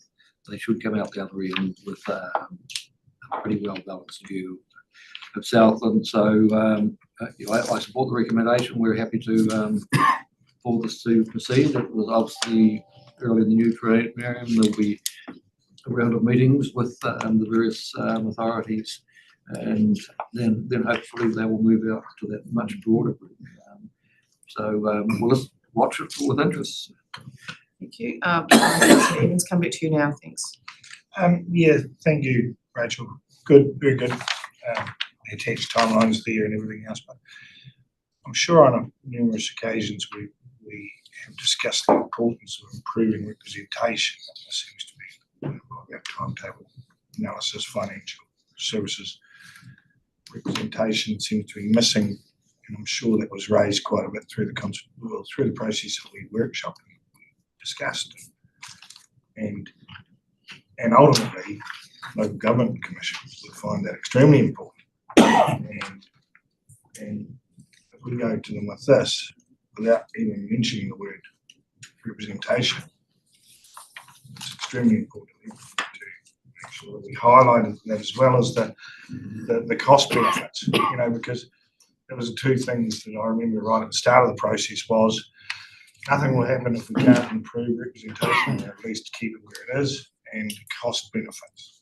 And I would be unhappy to move on unless we do massively or improve massively in both respects. So I just see this, it's cool, but I can't see it. Talking about engagement, it's talking about engagement, it's talking about robust cost benefit testing and all that, but where is it about? Representation for our constituents, our ratepayers, our people. Sure, it's about including other councils and including Te Marama, including all that. There's very little about representation. So I think we probably need an improvement on that. I'm afraid I might be the lone voice once again. I might just jump in there. In my mind, that all of those headings are subheadings to the outcome, which would be for better representation. That for me is what this whole thing is about, Councillor. Correct me if I'm wrong. I'm happy to be wrong. Don't say that. I'll leave it there. Yeah, but that's the whole process. We could add a statement to that effect that, the overarching aim of improving representation is something that's very important to this organisation, and then come in with those bullet points underneath, something along those lines, if everyone was happy with that. Thank you. That was the two overarching things that we started with, and we've got one there that's sort of noted as cost saving, but not representation. Councillors, just give me a nod if you're happy with that to be explicitly expressed in the thing. I It have to be I was just going to say, in the investigation proposal from local government commission, it speaks to that very point. Yes. Not in our letter, but in their proposal for the investigation. That's centrally inherent in the purpose of their investigation proposal. So I think what this letter does is speaks to the enabling and supporting arrangements locally that will deliver on or support that investigation to occur effectively. So that's how I'm reading this letter. Is not around the purpose of the investigation as to how we will support and enable the investigation to occur. Yeah. Well, we'll cover off the rest of the conversations, the questions, and then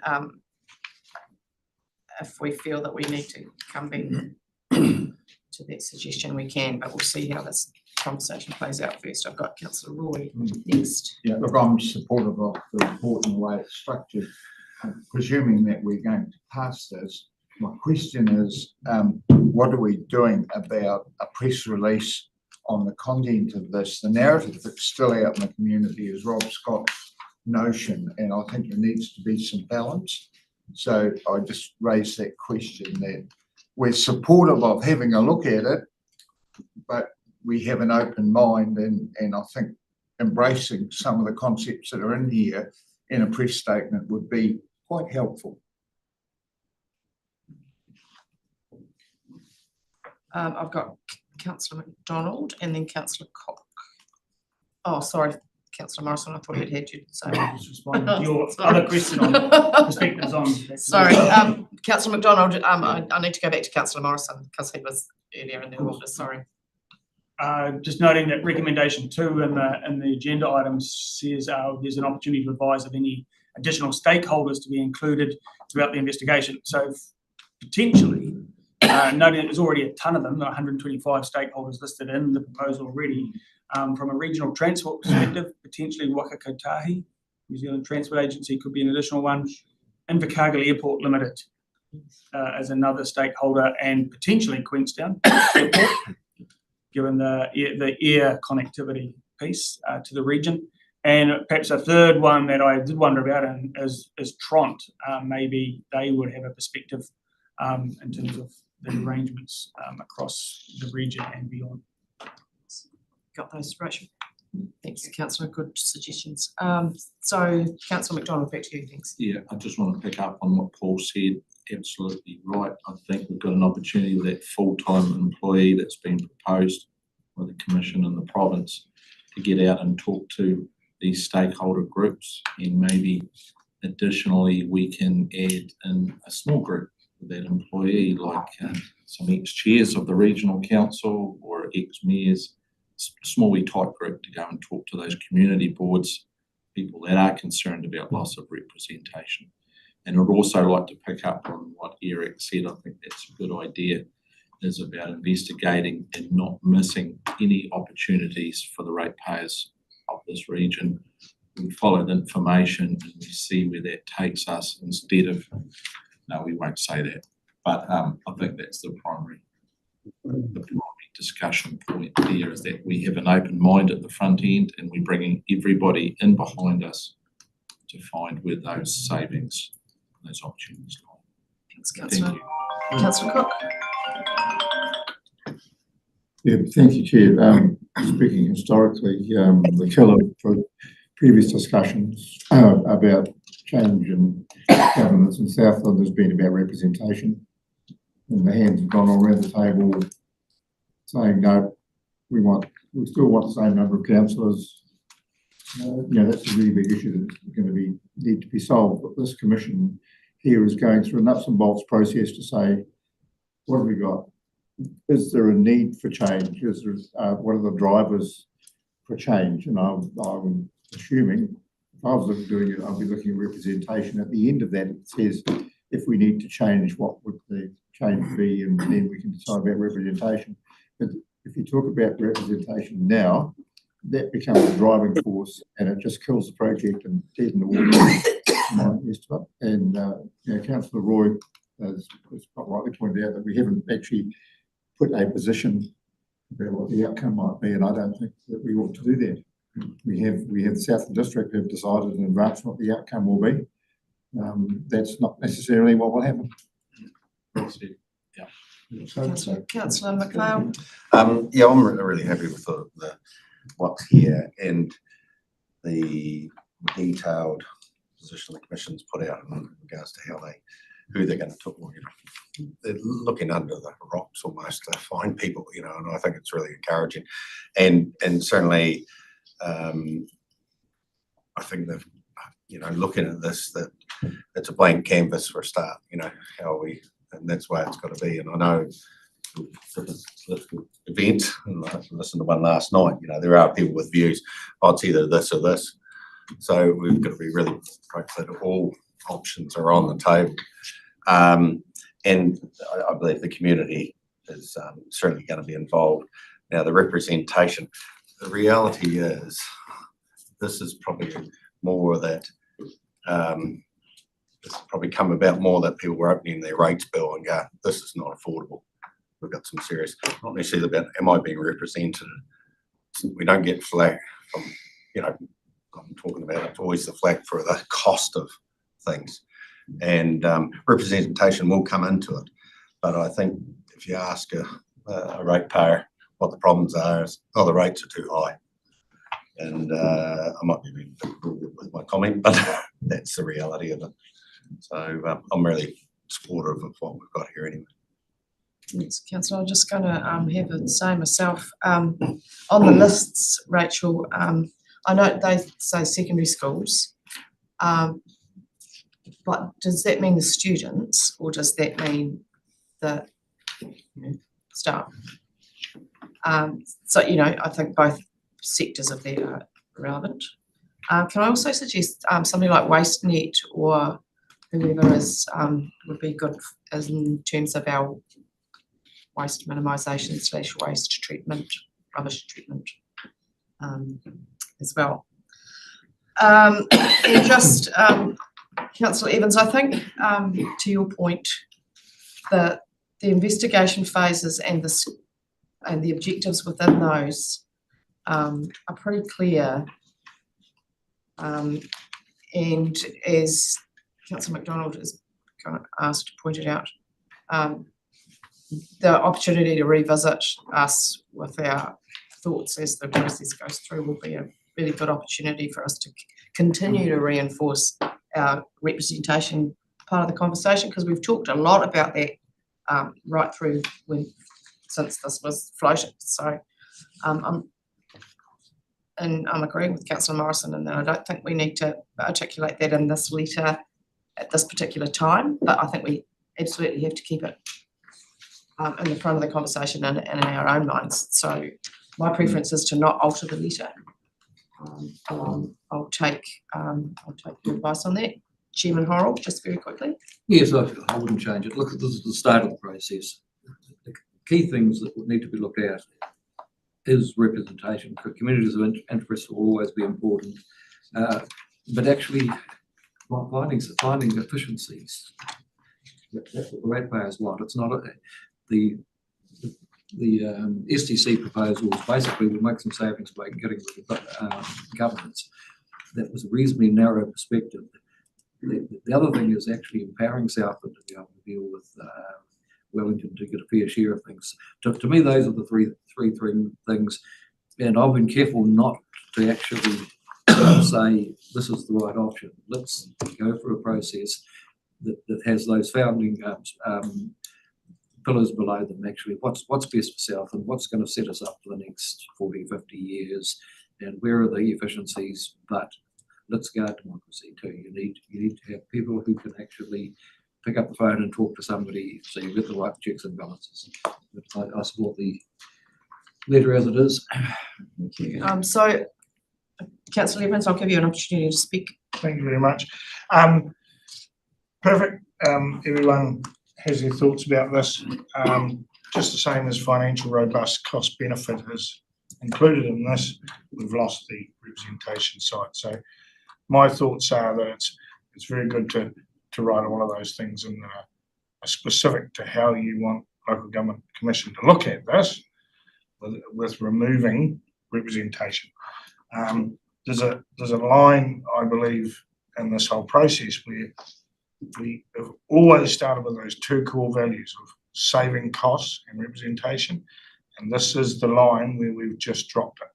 We've dropped the ball, and it's going to come back and bite us, and I'm fine with how everyone feels, but I won't be voting yes for this. Let it go out the way it is. Thanks, Councillor McPhail. Councillor McDonald, just settle down, is it? Yes, thank you. Keep your mutterings in your head. Rely. Speech bubbles in your head, thank you.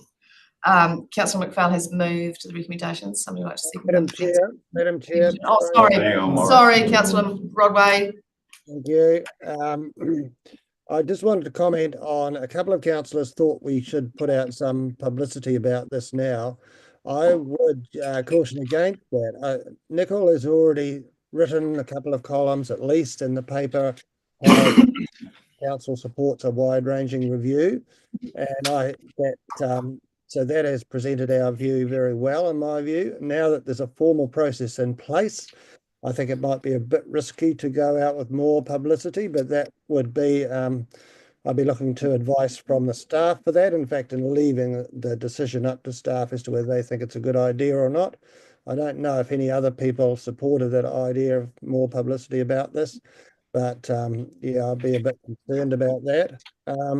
I do support the recommendation, and happy to move that we adopt that recommendation as is. Thanks, Councillor. Yeah, I think the general tenor of Councillor Roy's comments, excuse me while I put words in your mouth, was that we just need to keep it front and centre, right? We just that we're actually open to the discussion, and that I have open minds about the outcome. Yeah. And that's up to us as councillors with our communities as well to actually say those things out loud. And that's also where the representation conversation can come in my view, Councillor Evans. Anyway, I'm going to remind you. Oh, sorry, Anne. Apologies, and this time I've written it down so I don't lose track. I've got a quick question. May I? Yeah, absolutely. Rachel.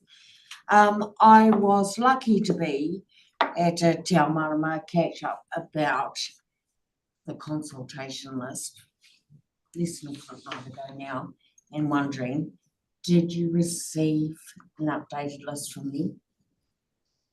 Through you, Chair, no, we haven't had a list specifically from Tauranga, but I would be very happy to reach out and just compare notes on that front. Cool, because they didn't circulate it to me.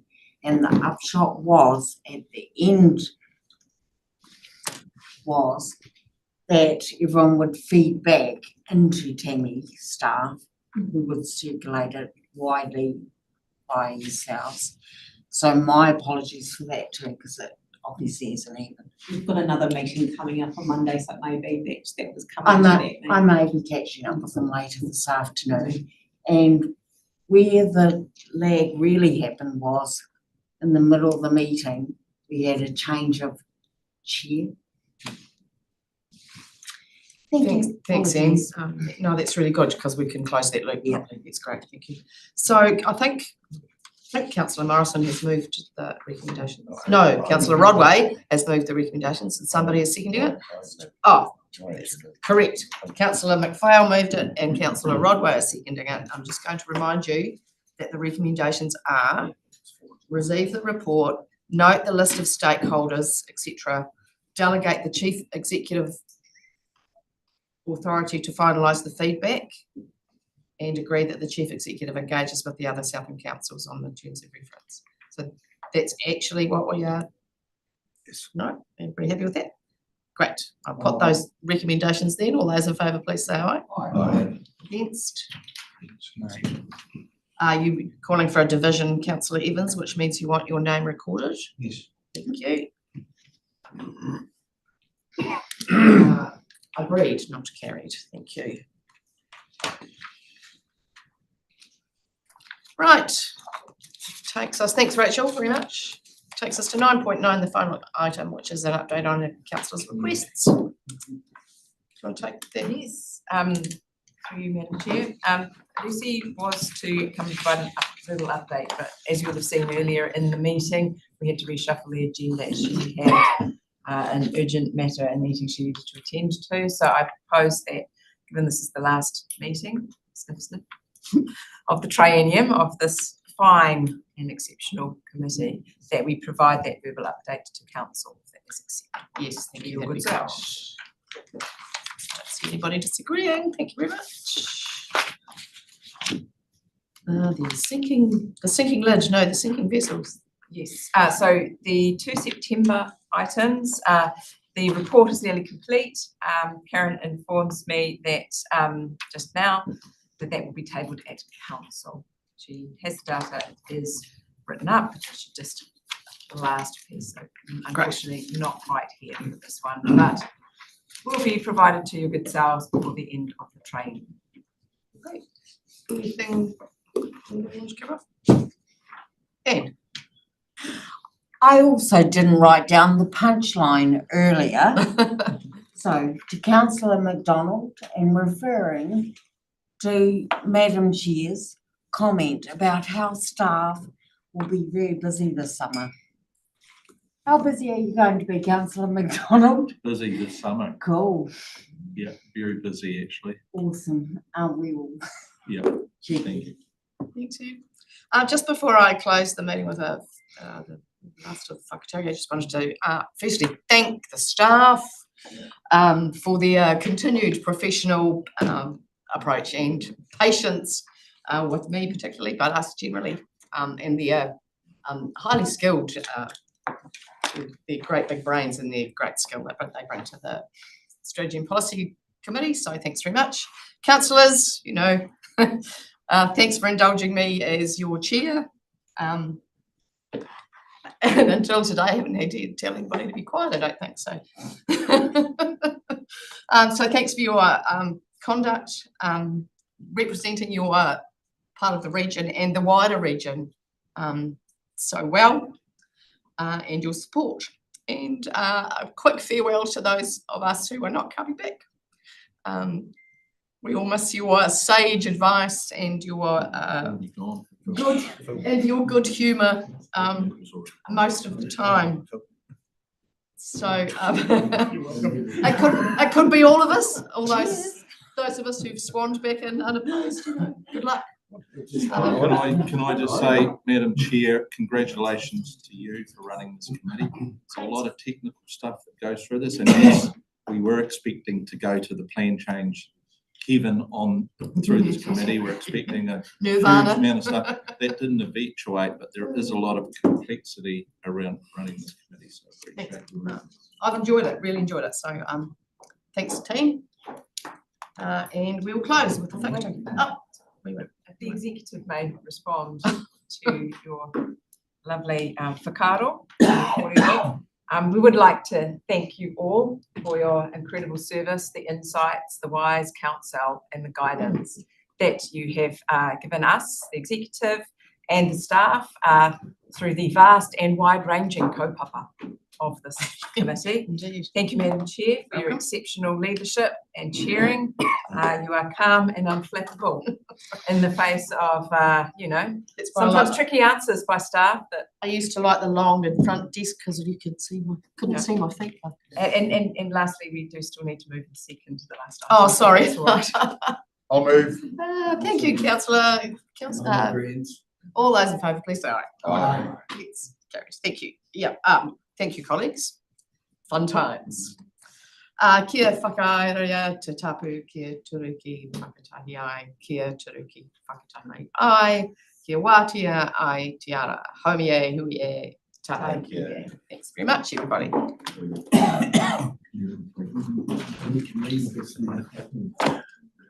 And we're early. Yeah. Fine leadership here.